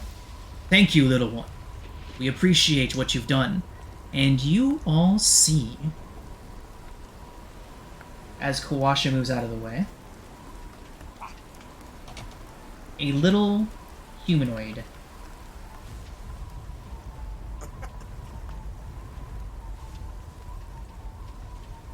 Accompanied by several others. Several little Chwingas. I love these. Elemental beings of nature and of the jungle have helped Kawasha find this hollow. They are all kind of jumping around, hungry, very pleased that he's managed to strike up this arrangement with you all. And Mosrat, several of them run up to you and they do like a little applause in front of you, and they start throwing things, and as they pick up like little bits of dirt and rubble and they throw it up into the air, and it turns into roses and bouquets as they do this. I love them. I love Twigas. Yeah, they are both impressed and pleased that you have managed to make an arrangement with one of their jungle friends. I'm going to direct them to Salazar that he did all the hard work. Fantastic. They would all run over in front of Salazar, all three of them, and again, claps. They do the round of applause, quite literally, making circles in their with their hands as they're clapping. These are adorable. I love them so much. Yeah. One of them runs up Kawasha's shoulder and kind of sits up there. They seem to know each other. Kawasha speaks to them softly. And, yeah. Kawasha tells you all how the Chwingas have been longtime friends of his. They always seem to show up, sometimes randomly, but whenever he seems to be in dire straits, they always show up to help him out. Says that his grandmother told him that they were friends of hers, and her mother before her, and so on and so forth. As far back as their line goes, they've been friends with the Chwingas. Your family is most fortunate indeed. He would agree and say that it is a friendship that has proven to be quite fortuitous for his family.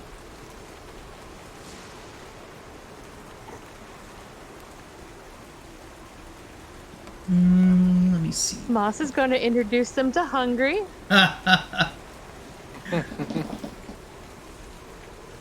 When you do that, they say that they've actually known Hungry for quite some time. Huh. Yeah. He's And then with the Kawasha would boy. say that there are few creatures in the jungle that don't know the Twingas personally. That's really cool. Mostly the ones that were brought here through unnatural means, but anyone that was a native of Chult, all the animals that are native to the place, they know the Twingas, and the Twingas know them.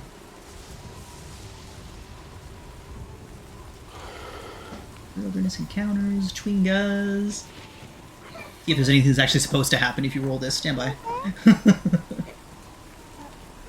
Maybe, no, you can't. This is not for coloring. Thank you. That says hungry. Okay. So, Vera, one of the Twingas is going through your pack. It Oh, pulls no. something out of very little value, but something that might be important to you. What would it pull out? Let me look through my pack real quick and see, what I could probably have. I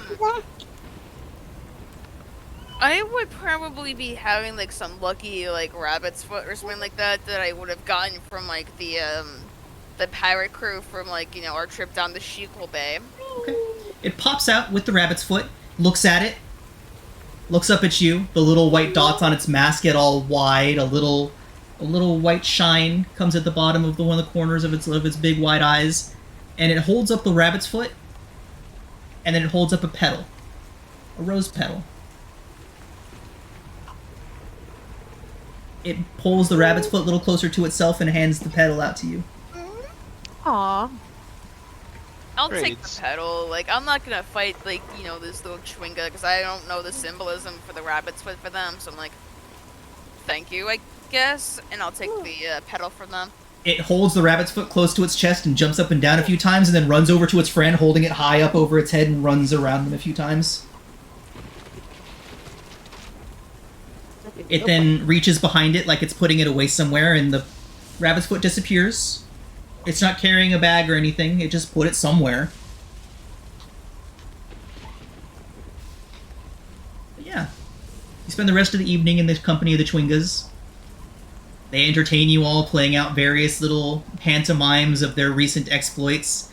Yeah. The rest of the night goes by without incident. This has been a very lucky string of random encounters for you guys. Yeah. Okay, so Vera, please put down in your inventory Twinga petal. I just did that. Fantastic. I have rose petal from Chwinga. What I put down? Vera, it will be. I will do my best to remember this, but it will be up to you to mainly remember this. If things get really, really bad, and they involve nature or the jungle, anything along those lines, remember that you have that. So if, like, it goes really bad in, like, the forest? Yeah, like if a T-Rex has you like half eaten, or if another monsoon hits and you're about to be drowned, a venomous giant Venus flytrap is about to eat you. Okay. Yeah? Okay. I'm writing this down now.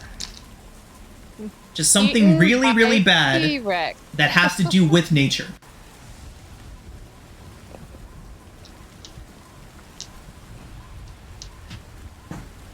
Alright.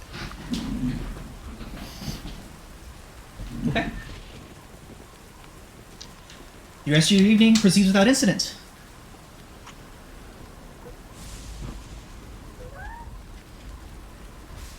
The rest of the evening passes without incident, and the storm eventually subsides, once again leaving that clean blue sky overhead the following morning.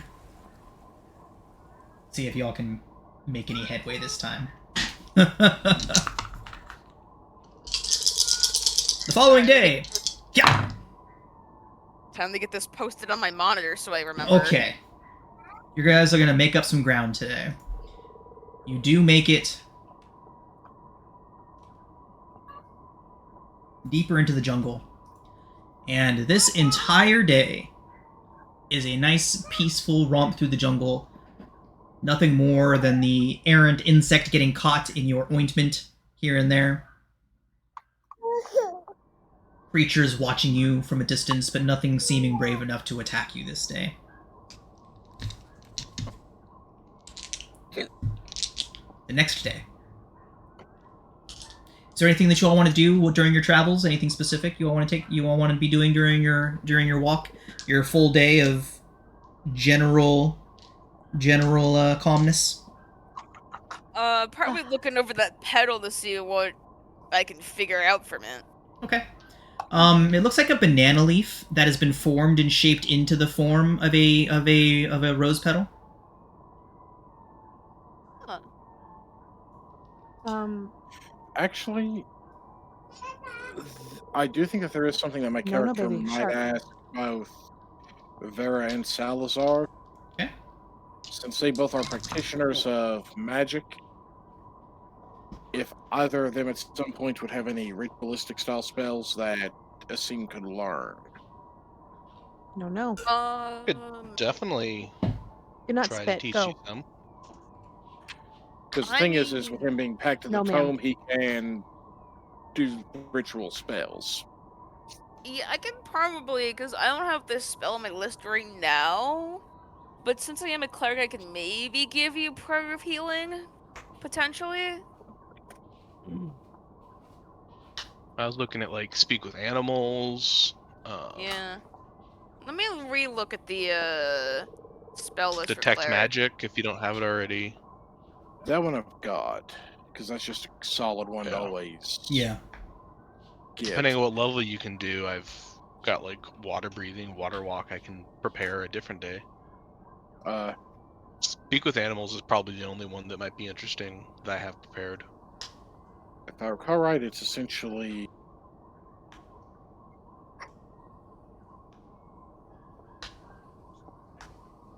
I just double check what it said. I guess potentially like a detect poison and disease potentially.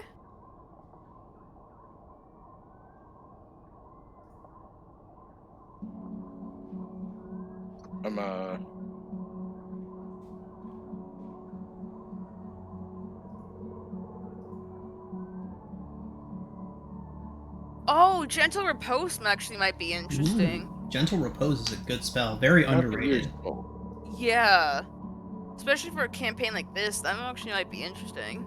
Right? Gentle Yeah. Repose, fun fact, can be used to preserve food. That could be useful at some point. Yeah.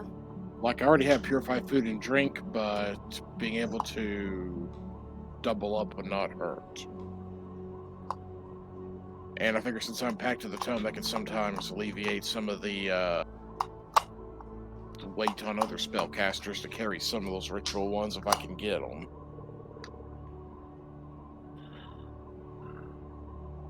But if I recall, it is ritual spells. It is half level, rounded down. So I could do either first or second level spells. But I do think they would have to be spells that y'all would have prepared for me to then try to write down. And do I have the gold to do this is the next question. Yeah, I don't None of have my any ritual personal one, but I think we prepared. might in the group loot. Yeah. There's also maybe something more to do forever at a spot where we have some downtime to swap some out to do that. Yeah, that's what I was thinking.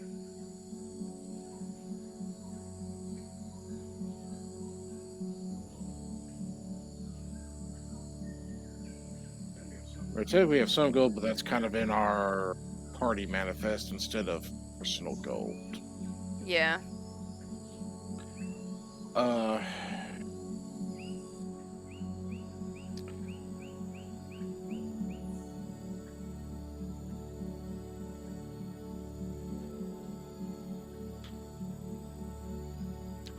Oh, gotta remember what I forgot to get when we were at that fort. We should have got some glass vials. Oh yeah, Because we have an should've- alchemy chug. Yeah. Acid and poison. True. Mm-hmm. Well, Vance would probably have some. uh,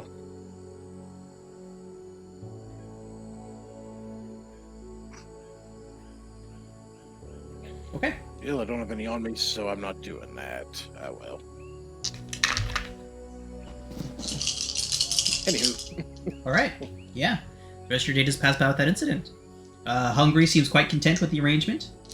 And yeah, Kawasha leads you true in the direction that you all wanted to head. As you're going, every now and then, Kawasha would caution again against coming to Mbala, saying that he has a bad feeling about it.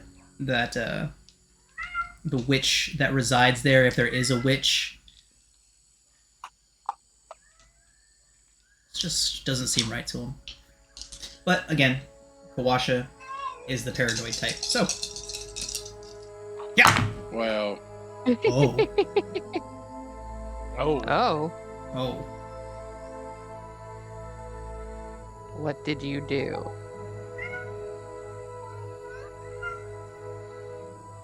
So.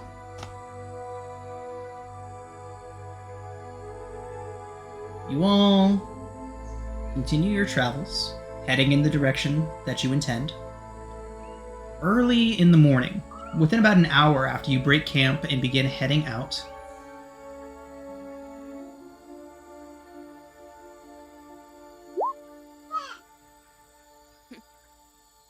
okay, you stumble across a herd of hadrosaur, large billed creatures.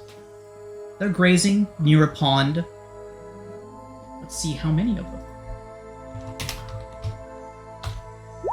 7 large ones. They all kind of look up towards you.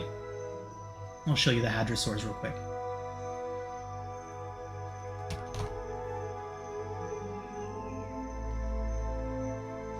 there's some pretty good sized critters. Mm-hmm. Oh yeah. So yeah, there are 7 of them, all grazing and drinking around a large pond, accompanied by 4 little guys, 4 of the little boys. Like 4 baby hadrosaurs? 4 baby hadrosaurs, 7 adults and 4 babies, a rather sizable pod of them, all gathered around, grazing. They look up and all of them kind of lower their heads to Hungry. And Moss, as you look down, Hungry's got big old wide eyes and he's licking his chops. Oh god. We'll find you something else to eat. Leave them be. Can't bacon in his face. Awesome. So he munches on that, and he seems pacified by the bacon. How are you doing on pocket bacon, by the way, Moss? I am probably going to be running out very Okay. soon. But I have rations, so like he still gets treats, and I will hunt for him. I'm okay with that. We can hunt Okay. together, hunting buddies. All right. Yeah, at some point we will need to actually hunt for food, not just live off rations. Right. I'm gonna get so much bacon when we go back to Port Zaru. This book has a really awesome mix of combat and non-combat random encounters. Yeah. Okay. So, just leave them be? The pod? Yeah, I'm leaving him be. I don't see a need to disturb them. Moss gives Hungry a "Who's a good boy? You're such a good boy," and just like leads him away. Awesome. Okay. So yeah. Leaving the pod behind, they obviously don't follow you or bother you. They are just a bunch of basically enormous cows doing their thing. Okay. Oh, fuck. All right.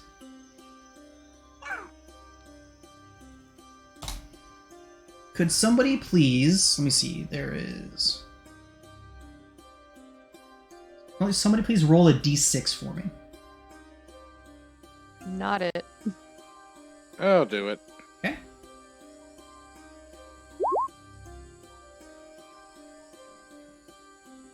Okay.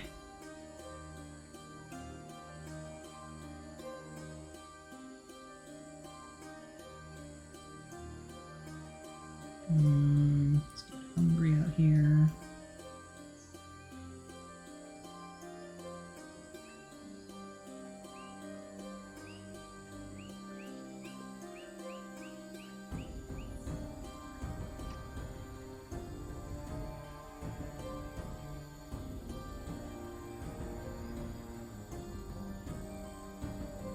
Sorry, y'all. The nature of these random encounters means that like I just have to set these maps up as they come up. All right. So, as you proceed forward through the jungle, a wash at your head, followed closely by Weed.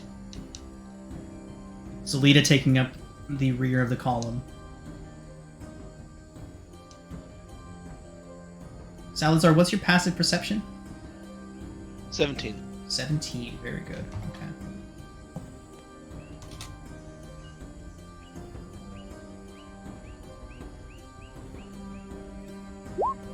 Good enough. That was in the open. So Salazar, That was you hear from up above the sound of strange shifting of the vegetation, of the plants up there. You look up into the face of a massive boa. Its jaws are open, its jaws already seeming to distend to grab a big old bite of Salazar. Would I have Big noticed snake. this with a passive perception of 16? No, because it is going for Salazar specifically. That's fair. Now, as you look up towards it, Salazar, luckily, no one is surprised, and we are going to roll initiative as this thing strikes at Salazar. Big snake. Big snake. Big snake. That's why, like, I saw that thing on the map, I was like, what the fuck? That thing is huge. Yeah. Oh, Strict what was that snakes, snake's man. fucking name? What was that name? I know Snotgartle was the king. Snapdragon? Snapdragon!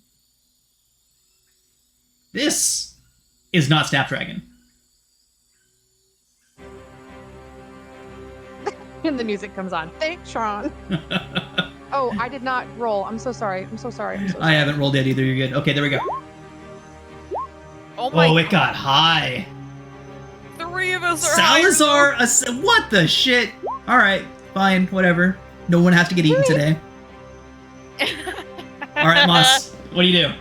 So first off, Salazar, you look up and there's a snake. Massive boa constrictor up there. Its jaw already distended like it was about to just swallow you. What do you do? Big snake. Big snake. That, okay. Oh, look how much bigger it is than Moss's Salazar. It's so big.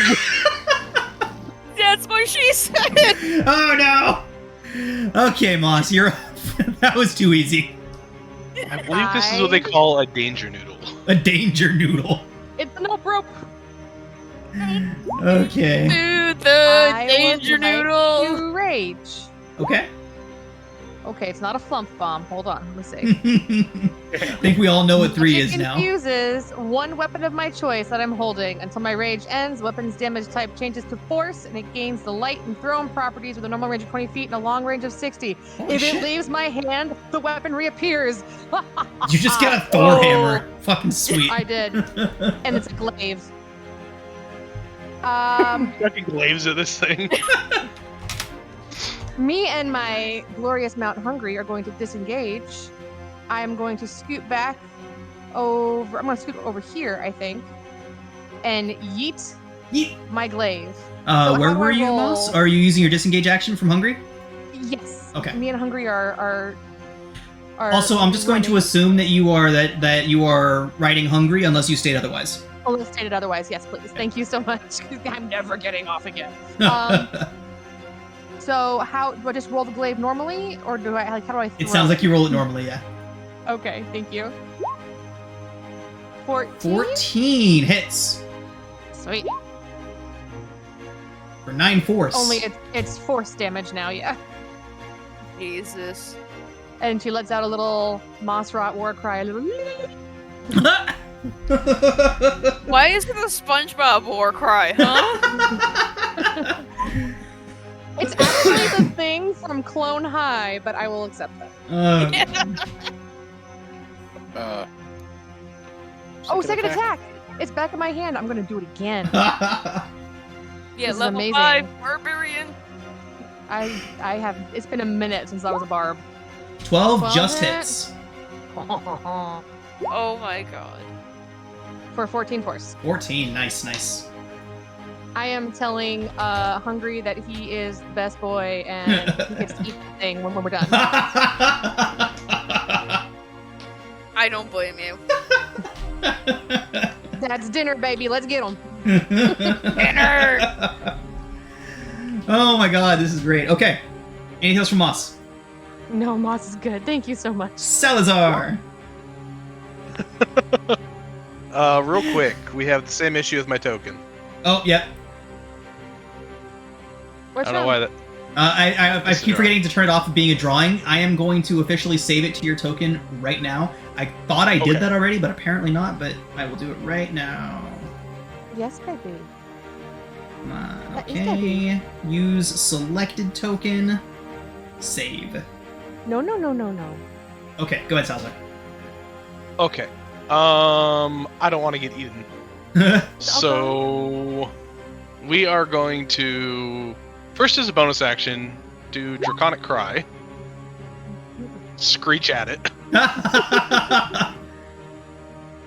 Oh, and then we will take the disengage action it's sharp, and baby. run. It's sharp. That's Stop. great. I love that. All right.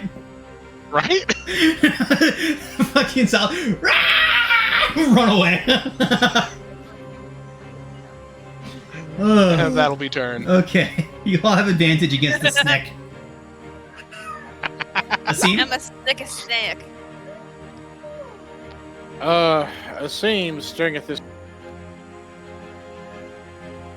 It's too close for him to really scoot away from.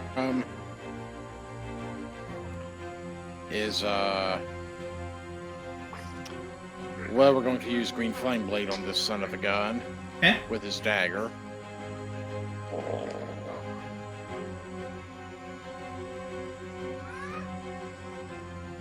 Oh, there's an extra 1d8 fire damage on a hit. Cool. So let's see if I can stab him. You do have advantage, so. Oh, yeah. That you is a do. crit. That is a crit. Yeah. 26, cool. Yeah. So the dagger by itself does 8, Okay. and the thing is, it also does 1d8 fire damage, which should be 2d8 fire damage. Nice. Yep. 11 more. For 11. Wow. Very cool. I figure he's essentially pulling out little short little kopeshes like the Egyptians had, Nice. due to the region he's from, because they're pretty short. Oh, yeah. They're like, do you call it a short sword or a big knife? I don't know which. And that's his turn. All right. So, the enormous constrictor snake sees Salazar running away. It follows him with his eyes disappointedly before searching around and finding a seam. Yep. Strikes with a 14 to hit. Misses. Fantastic. Okay. That's all it's got for now. Vera. So lucky I don't have Fireball. Yeah, very dangerous from ambush, but not so much after. Okay. Alright, first thing, spiritual bonk at second level. Spiritual bonk hits. Spiritual bonk. That's 11th force. Okay. I guess we're gonna Warhammer this. Okay. Bonk. Fantastic. That is a rather thorough bonk, Vera. That does take it down. It comes sliding out of the tree, collapses in a heap at the base of the trunk, and we are out of initiative. And I'm sure Hungry is about to live up to his name. Can I continuously use like the spiritual weapon to help Moss like skin the snake so it's like easily like consumable, I guess? Yeah, I mean, Hungry's probably Make just some going at stick it, but if you bumps. wanted to chop any up for rations, then absolutely. Yeah, make Yes, some I'm gonna snake, make some pocket snake bacon. Snake bacon. Snake bacon. Snake bacon. Yeah. I'll help you cook Stop. that. Thank you. You're the best. Oh, that was good. Okay. Hank. All right. So, let's see No, what else. you cannot play with the sewing machine, sweetheart. No. Oh god, don't poke yourself with the sewing machine. Okay. That's what I'm trying to avoid over here. So, continue your travels throughout the day. Setting up camp for the evening. It's been an eventful day. Luckily, not too much of a dangerous one. Salazar was able to detect the danger. His innate small reptilian instincts proving to be quite useful in this particular instance. You know, avoiding getting eaten by larger reptiles is probably part of like just encoded into your DNA. It 100% is. This is how his people survive. Fantastic. So the rest of the day does go by without incident, and you all do make it into the evening, setting up camp once again. Your guides inform you that you should be arriving at Umballa the following day, bar any more extreme weather or anything else like that. But for now, you do have the rest of the evening to yourselves. Yeah, you do that. It's okay. Okay. So, anything specific y'all want to do with your evening? Make some snake jerky. Snake jerky. Yay! Snake bacon. Hey, Ruthie, away from the door! Away from the door! Away from the door! He's gonna open that and KO you! Come here! God damn. Moss, get away from the door! I'm gonna help Arrow with the snake bacon while this chaos is going on. Okay. Stop it! Stop! You're okay! Chill out! Aww. Yeah. What happens my when you take gosh. Mob's clock bacon away? So sorry, guys. I'm so No, you're sorry. good. You're fine. All Jeez. right. So, is it possible to, like, help start training Hungry to, like, be really fast? Like, I want to teach him to race and corner really quick. Yeah. Yeah. Let's go ahead and get some Let's get an animal handling check.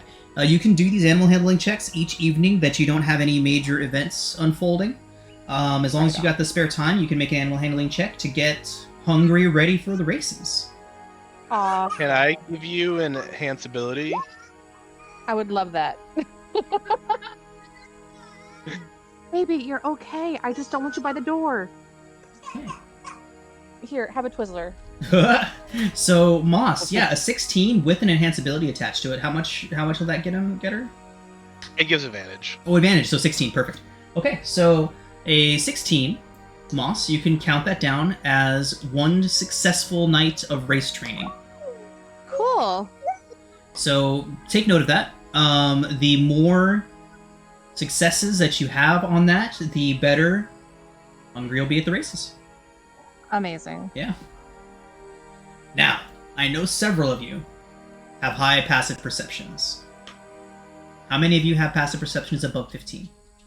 Me. Me. So 2? I think. Bantha as well. Yeah. Okay. Banth is still fighting the ick. So, I'm not count 10 at the moment.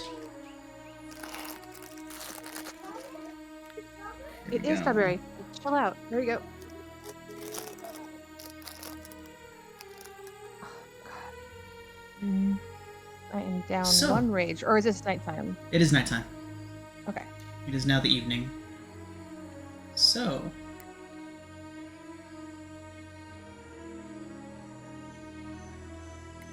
you see a figure high up in the canopy, a good 30, 40 feet away. It's doing a very good job at hiding. But between the three of you, you do notice him. Let's get perception checks from the two of you that have perceptions above 15. Okay. All right, baby.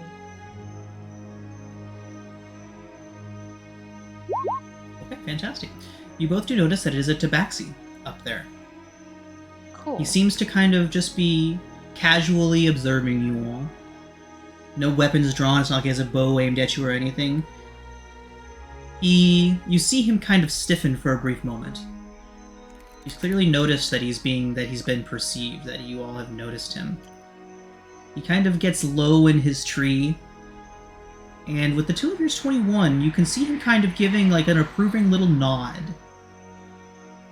Before he drops off the tree branch, you see him catch one about 20 feet below him, do a acrobat spin around it, and then launch himself in the opposite direction away from you all. He disappears into the night.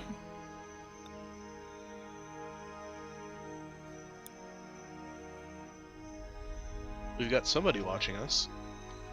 Yeah, I don't know what that was about. Is that a native? Do you tell I- Kawasha and Salida about him?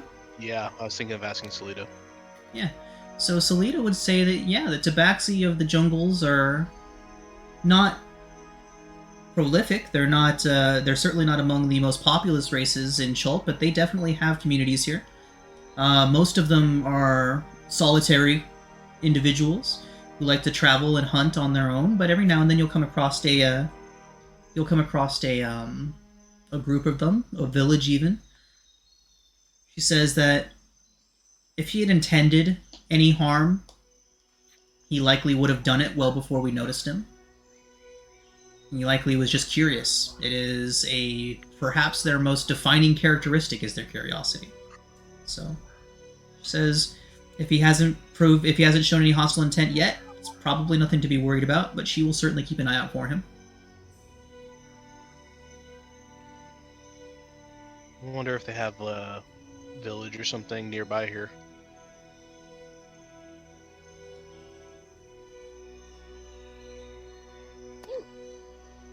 Salida would Yeah, say that if they do, and you saw one, there's likely 4 more that you didn't see. That's terrifying. So are these tabaxi people just a bunch of creepers or something? She says that they like to keep track. They like to keep watch on anyone that might be traveling through their territory. If there is a village nearby, that's likely what he was doing. And again, curious individuals.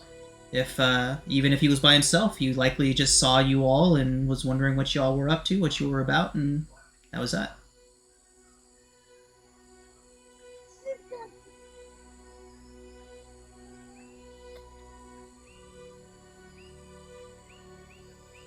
Alright.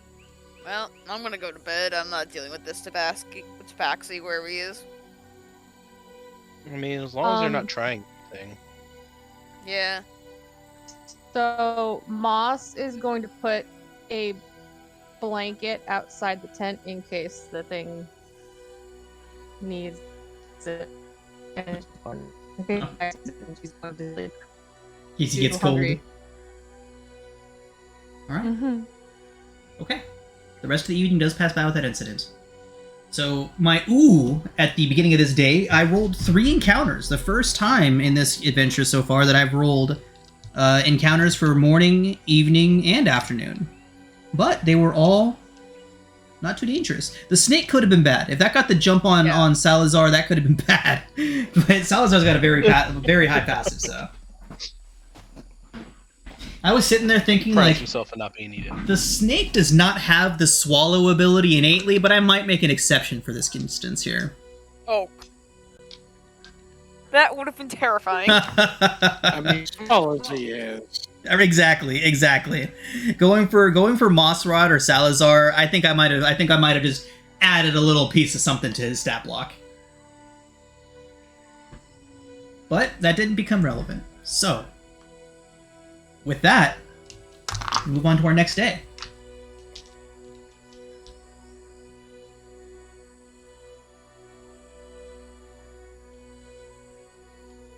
off some rations for me and Hungry. Okay. Oh wait, no, we have snake jerky. Snake jerky. Yeah. Should yeah, we add any rations? Perfect. That's what I was gonna say. Do we have to roll for snake rations? Survival checks, yeah.